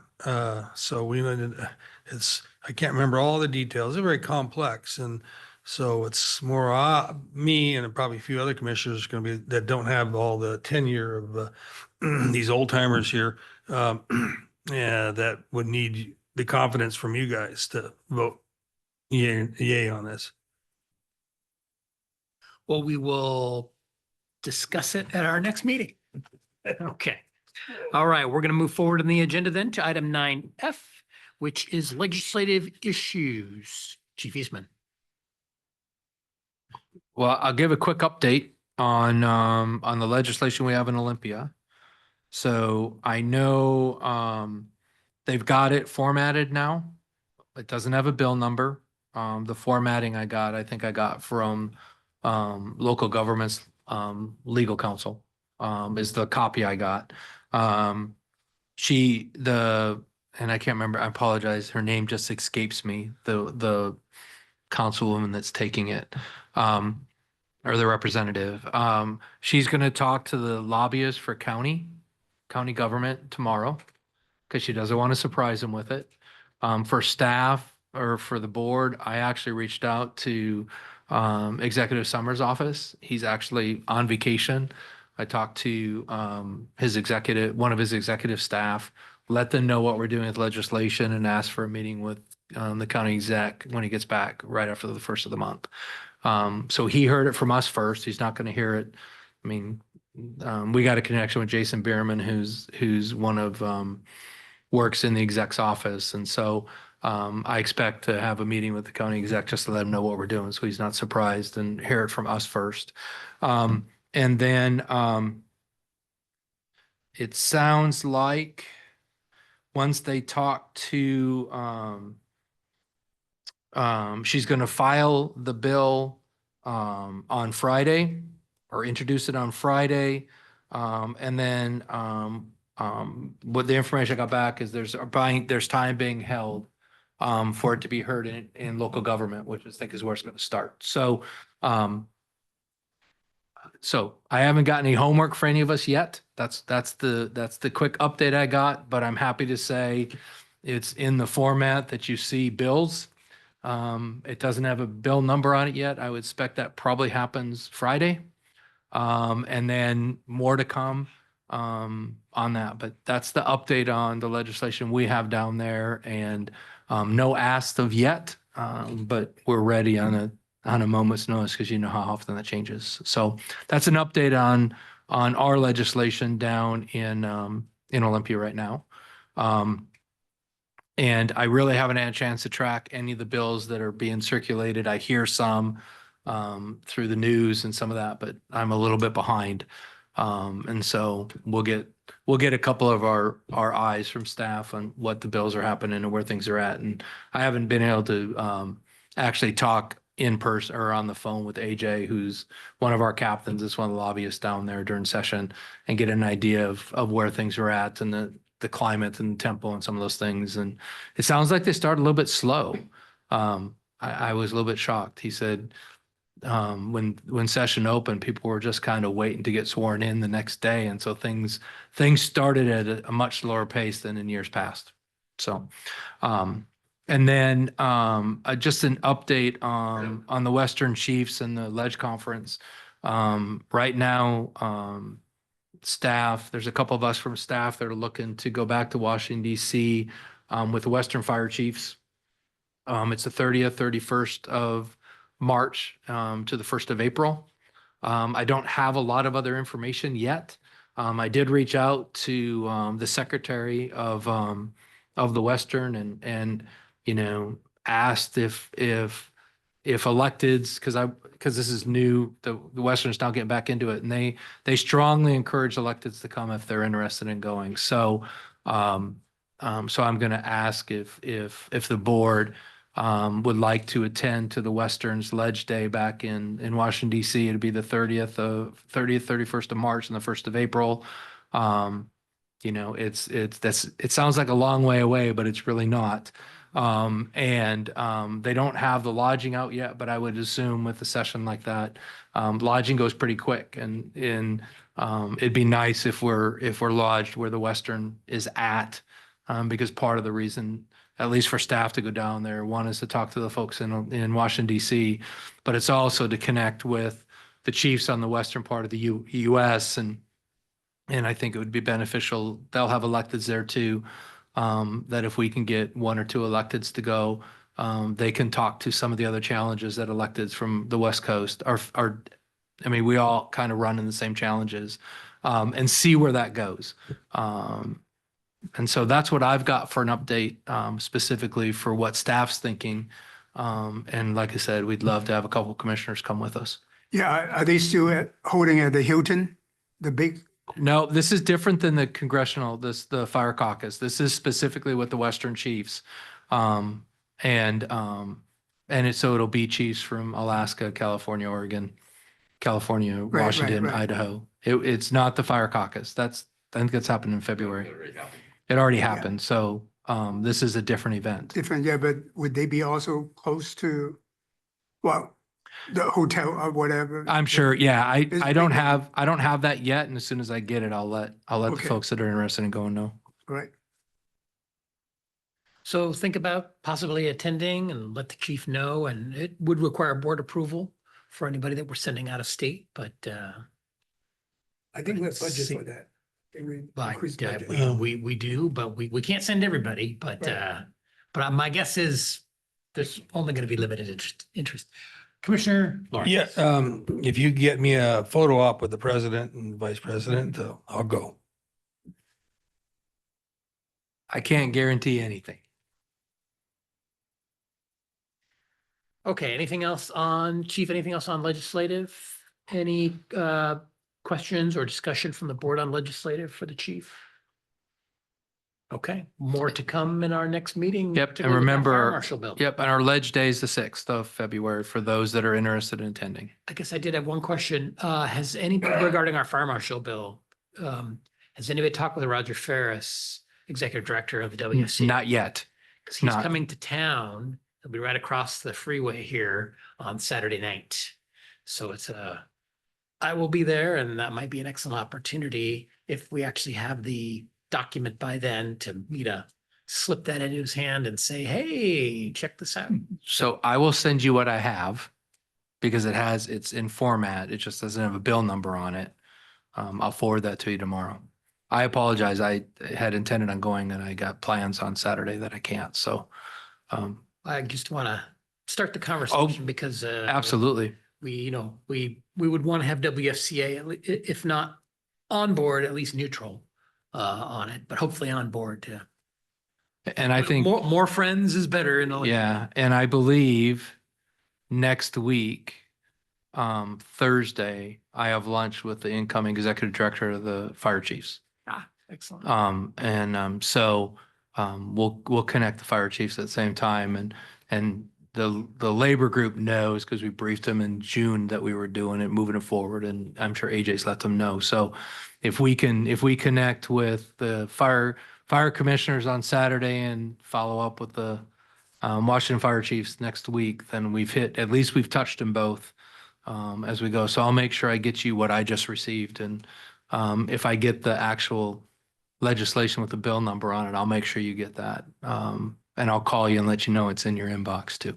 Sounds good. Great. Okay. That moves us forward on the agenda to item 9G, which is the annual insurance renewal for 2025 with Chief Eastman. Yeah, unfortunately, I've got staff that decided they wanted to take a vacation, so they left it with me. So you got to listen to me again. So you've got a memo you got the agenda bill in your package. You've got a agenda memo that CFO Bothwell put in the packet. And then you've got the excess liability proposal, the insurance renewal proposal that were all in your packet. And so I know you had a brief from Drake Nicholson and his staff last week on the insurance. And where staff is right now with it is we recommend moving forward with the current, just to renew our policy. And Chris gives you the breakdown in his agenda memo. and the actual increases to the premiums, and he broke it down into the specific aspects of the plan for comparison from 24 to 25. And you can see what was changed. The property deduction increased from 1,000 to 5,000. That was stuff staff talked about, brought it to your attention. And the existing excise policy, so when you had the brief last week, they didn't have stuff back from the current excise policy that we have. So the excise policy, they gave us numbers, I want to say either Wednesday or Thursday last week. I think it was 11% increase to maintain status quo. And so part of action we'd like the board to do tonight is to approve the insurance renewal for 2025, and then ensure that and approve the excess renewal proposal tonight, since we now know how much it is and the increase is in line with the increases across the board. I know that there's an email that went out from Drake later this after, or sometime today, Commissioner Chan, I think specific to your question about additional excess liability. So they were able to get a quote. They don't have the documentation, but they got the dollar amount. For another 5 million of excess liability, it's an increase of $125,000. And when I talked to Ashley this afternoon, that's a dollar amount. What they've experienced with excess to the excess liability, I guess I'll say, because we already have excess liability, is they typically do that at renewal, not prorated. And so to answer your question, we can get 5 million more. The cost is $125,000. The question is, and I don't have an answer, is if the board chose that and wanted the extra liability, I'd probably have to get authority to do that tonight, so it could be part of the renewal package if, and I want to say the insurance carrier was Chubb's, actually would give us the excess policy in the short notice that we're talking about. Otherwise, if the board wants the extra $5 million of, I'm going to call it excess liability, that takes us from a liability of 16 million to 21 million, it would be something that we would get in play and have as the next renewal, if that makes sense. So right now, the excess is. So right now, the excess we have is $15 million, right? The excess is 5 million. 5 million. And when you combined it to what we have in the policy, it makes it 16. Right? And then if you had this additional 5 million of excess, it takes it to 21. That's my understanding. Okay. So, And that's correct. That's what that quote was. The primary is 11.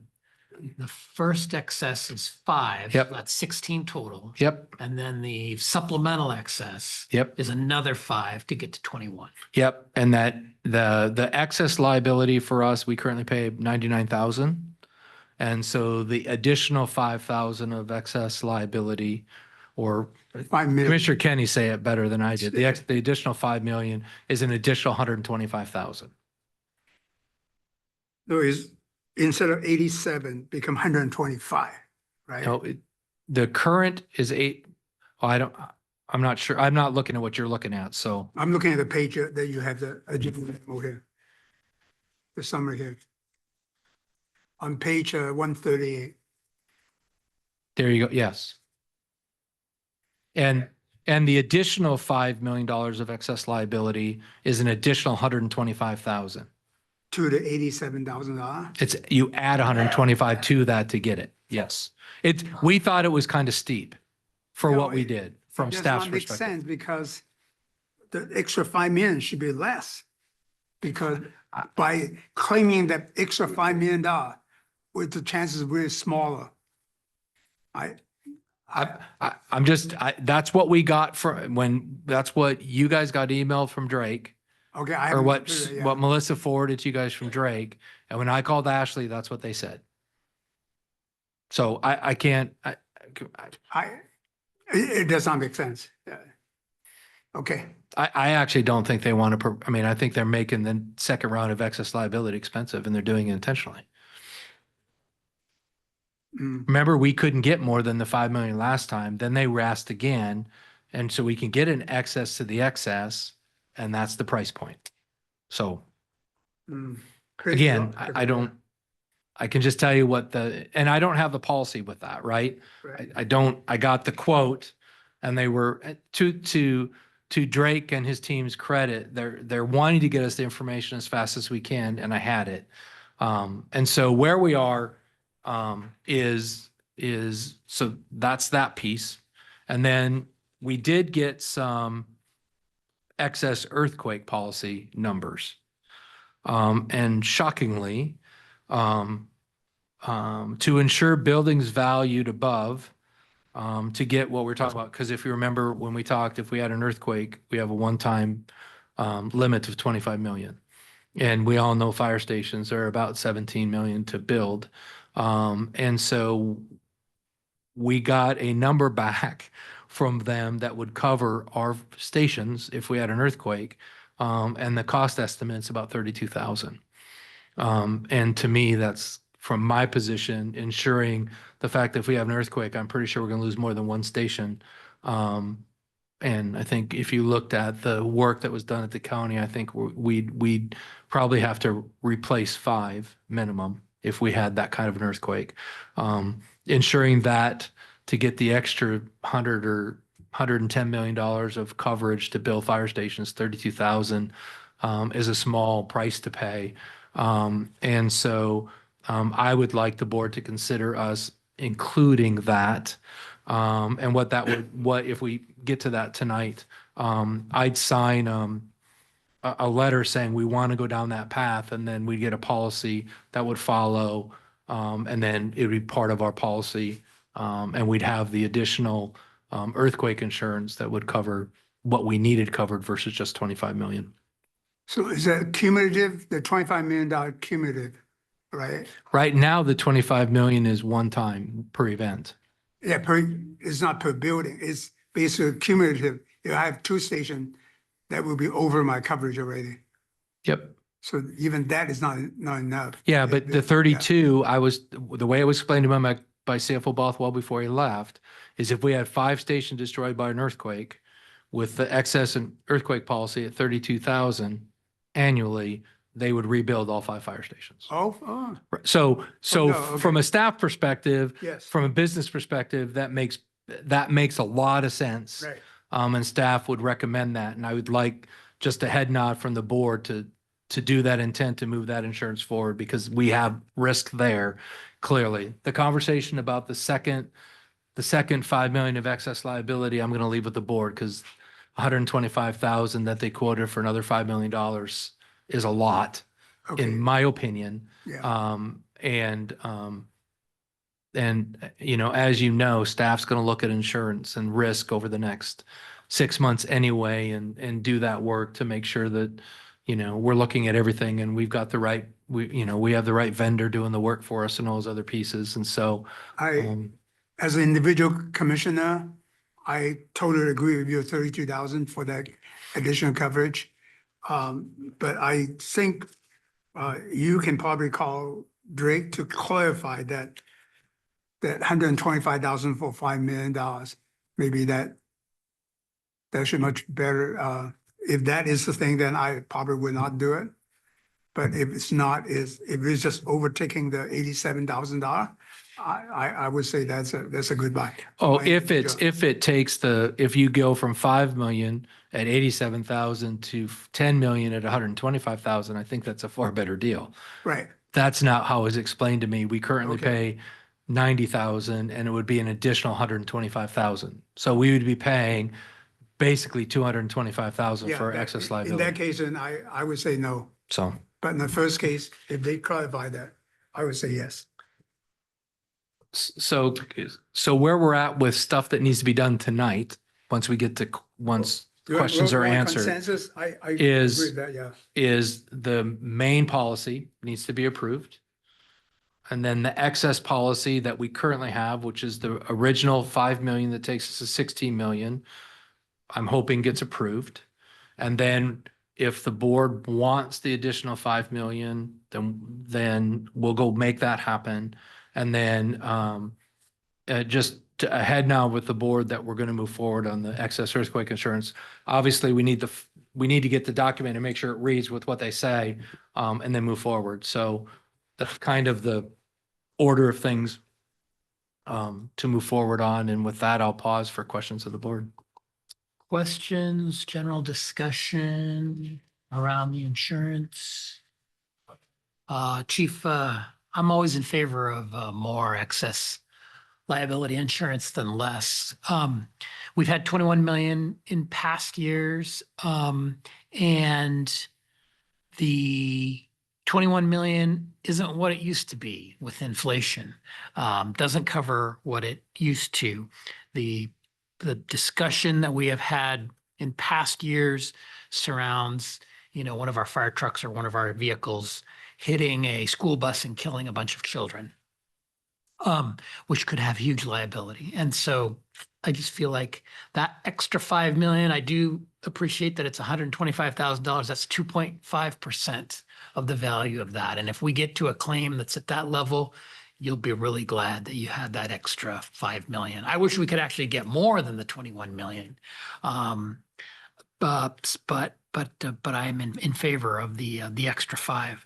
I did have a different thought about the earthquake, and that is, and of course, my opinion is an unprofessional opinion, but my guess is that if we're in a circumstance where there's an earthquake, where 5 of our stations fall to the ground or are damaged to the degree that they have to be replaced, that's going to mean that a lot of other buildings have been damaged and have fallen to the ground or are uninhabitable. In that circumstance, my guess is that there will be state and federal monies to replace all of those things, particularly for public safety buildings. So without the insurance, my guess is there's going to be money available to replace those. Of course, that's a little bit of a gamble as opposed to having the insurance. And I don't know, sometimes with the insurance, particularly what I found with earthquake insurance is that there can be still a lot of exceptions to it.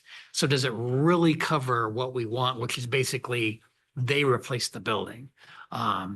But I guess if it does, I guess it's definitely worth considering because we're in an earthquake zone, so it's a significant risk. Any other questions, discussion? Yeah, I Chan? disagree with that, not doing that, because if you look at ratio wise, it's very cheap. A lot of people don't understand that the earthquake, they thought, oh, they will be covered. No, but it will be covered if the earthquake, your gas line burst and become fire, and then you're covered. Okay, I mean, these are the little, so I'm not relying on so much now on the state and federal. You just hear that a lot of this new funding is approved by the Congress, right? Or the new thing. And just look at the attitude towards California on the Congress right now. They say basically, California deserve it and that type of thing. And it can be crazy. I mean, it is. And I'm concerned. So I'm not going to rely on the Congress to give me the money. Well, I think we're ready to start working through the insurance pieces. Let's start with the general insurance renewal, liability insurance renewal for 2025. I'll move that we approve the liability insurance renewal for 2025. Is there a second? We'll give that to Commissioner Teofilek. Is there any discussion on that motion? If not, we'll move to a vote. All in favor, please say aye. Aye. Opposed, passes unanimously. That brings us to the insurance excess liability insurance renewal for 2025. That's the 5 million on top of the 11 million of liability insurance. So I'll move that we approve the excess liability insurance renewal for 2025. Is there a second? I'll second that. It's been moved and seconded. Is there any discussion? If not, we'll move to a vote. All in favor, please say aye. Aye. Any opposed? Passes unanimously. I'll move the adoption that we approve the supplemental insurance liability insurance, the extra 5 million on top of the 16 million for a total of 21 million in 2025. Is there a second? I'll second that. It's been seconded by Commissioner Chan. It's been moved and seconded to approve the supplemental excess liability insurance for 2025. Is there discussion on the motion? Any discussion on the motion? I agree with you. Excess is critical, especially as we've expanded now. It is, like you said, $21 million doesn't mean anything anymore. And another $5 million is critical. While I'm still debating is that I want to clarify that. Can we wait until we clarify that? I mean, to make sure, but still, whatever it is, I still support that because that's critical to me. Any other discussion on the motion? If not, we'll move to a vote. All in favor, please say aye. Aye. Any opposed? Passes unanimously. And then lastly, Chief, for the earthquake, you just want approval to investigate it, or you want approval of it? So We actually have it in front of us. I don't have the policy. The 32,000 falls within my spending limit, right? So I can do that. But we were talking about this insurance. We were talking about earthquake insurance specifically. They came back with the numbers. So I would ask the board, if the policy does what we say it does for 32.5, I'd like to move forward and get the excess earthquake policy. So authorize you to pursue the excess earthquake insurance policy. Okay. So I move that we authorize the chief to pursue the excess earthquake liability insurance policy. Is there a second? It's been seconded by Commissioner Wittes. Is there discussion on the motion? Any discussion on the motion? If not, we'll move to a vote. All in favor, please say aye. Aye. Any opposed? Passes unanimously. Thank you very, very much. And Chief, will you report back to us on Yeah. that, though, what ends up happening? with Yes, the and insurance- because the the earthquake piece. yeah, and I'll do it on the second $5 million to make sure that, I mean, there's some, I'll report back on both of those to the board. Very good. That moves us forward to item 9H, which is the Community Risk Reduction Week resolution. Chief, I know, I'm watching. Is there anything very, very, very briefly you want to say about that? Okay, I'll move the adoption of resolution 01212025-01 at page 196 of the packet, resolution proclaiming January 20th through 26th, 2025 as Community Risk Reduction Week. Is there a second? It's been seconded by Commissioner Lawrence. Is there any discussion on the motion to approve that resolution? Any discussion? If not, I'll move to a vote. All in favor, please say aye. Aye. Any opposed? Passes unanimously. All right, that moves us forward in the agenda then to committee updates. No.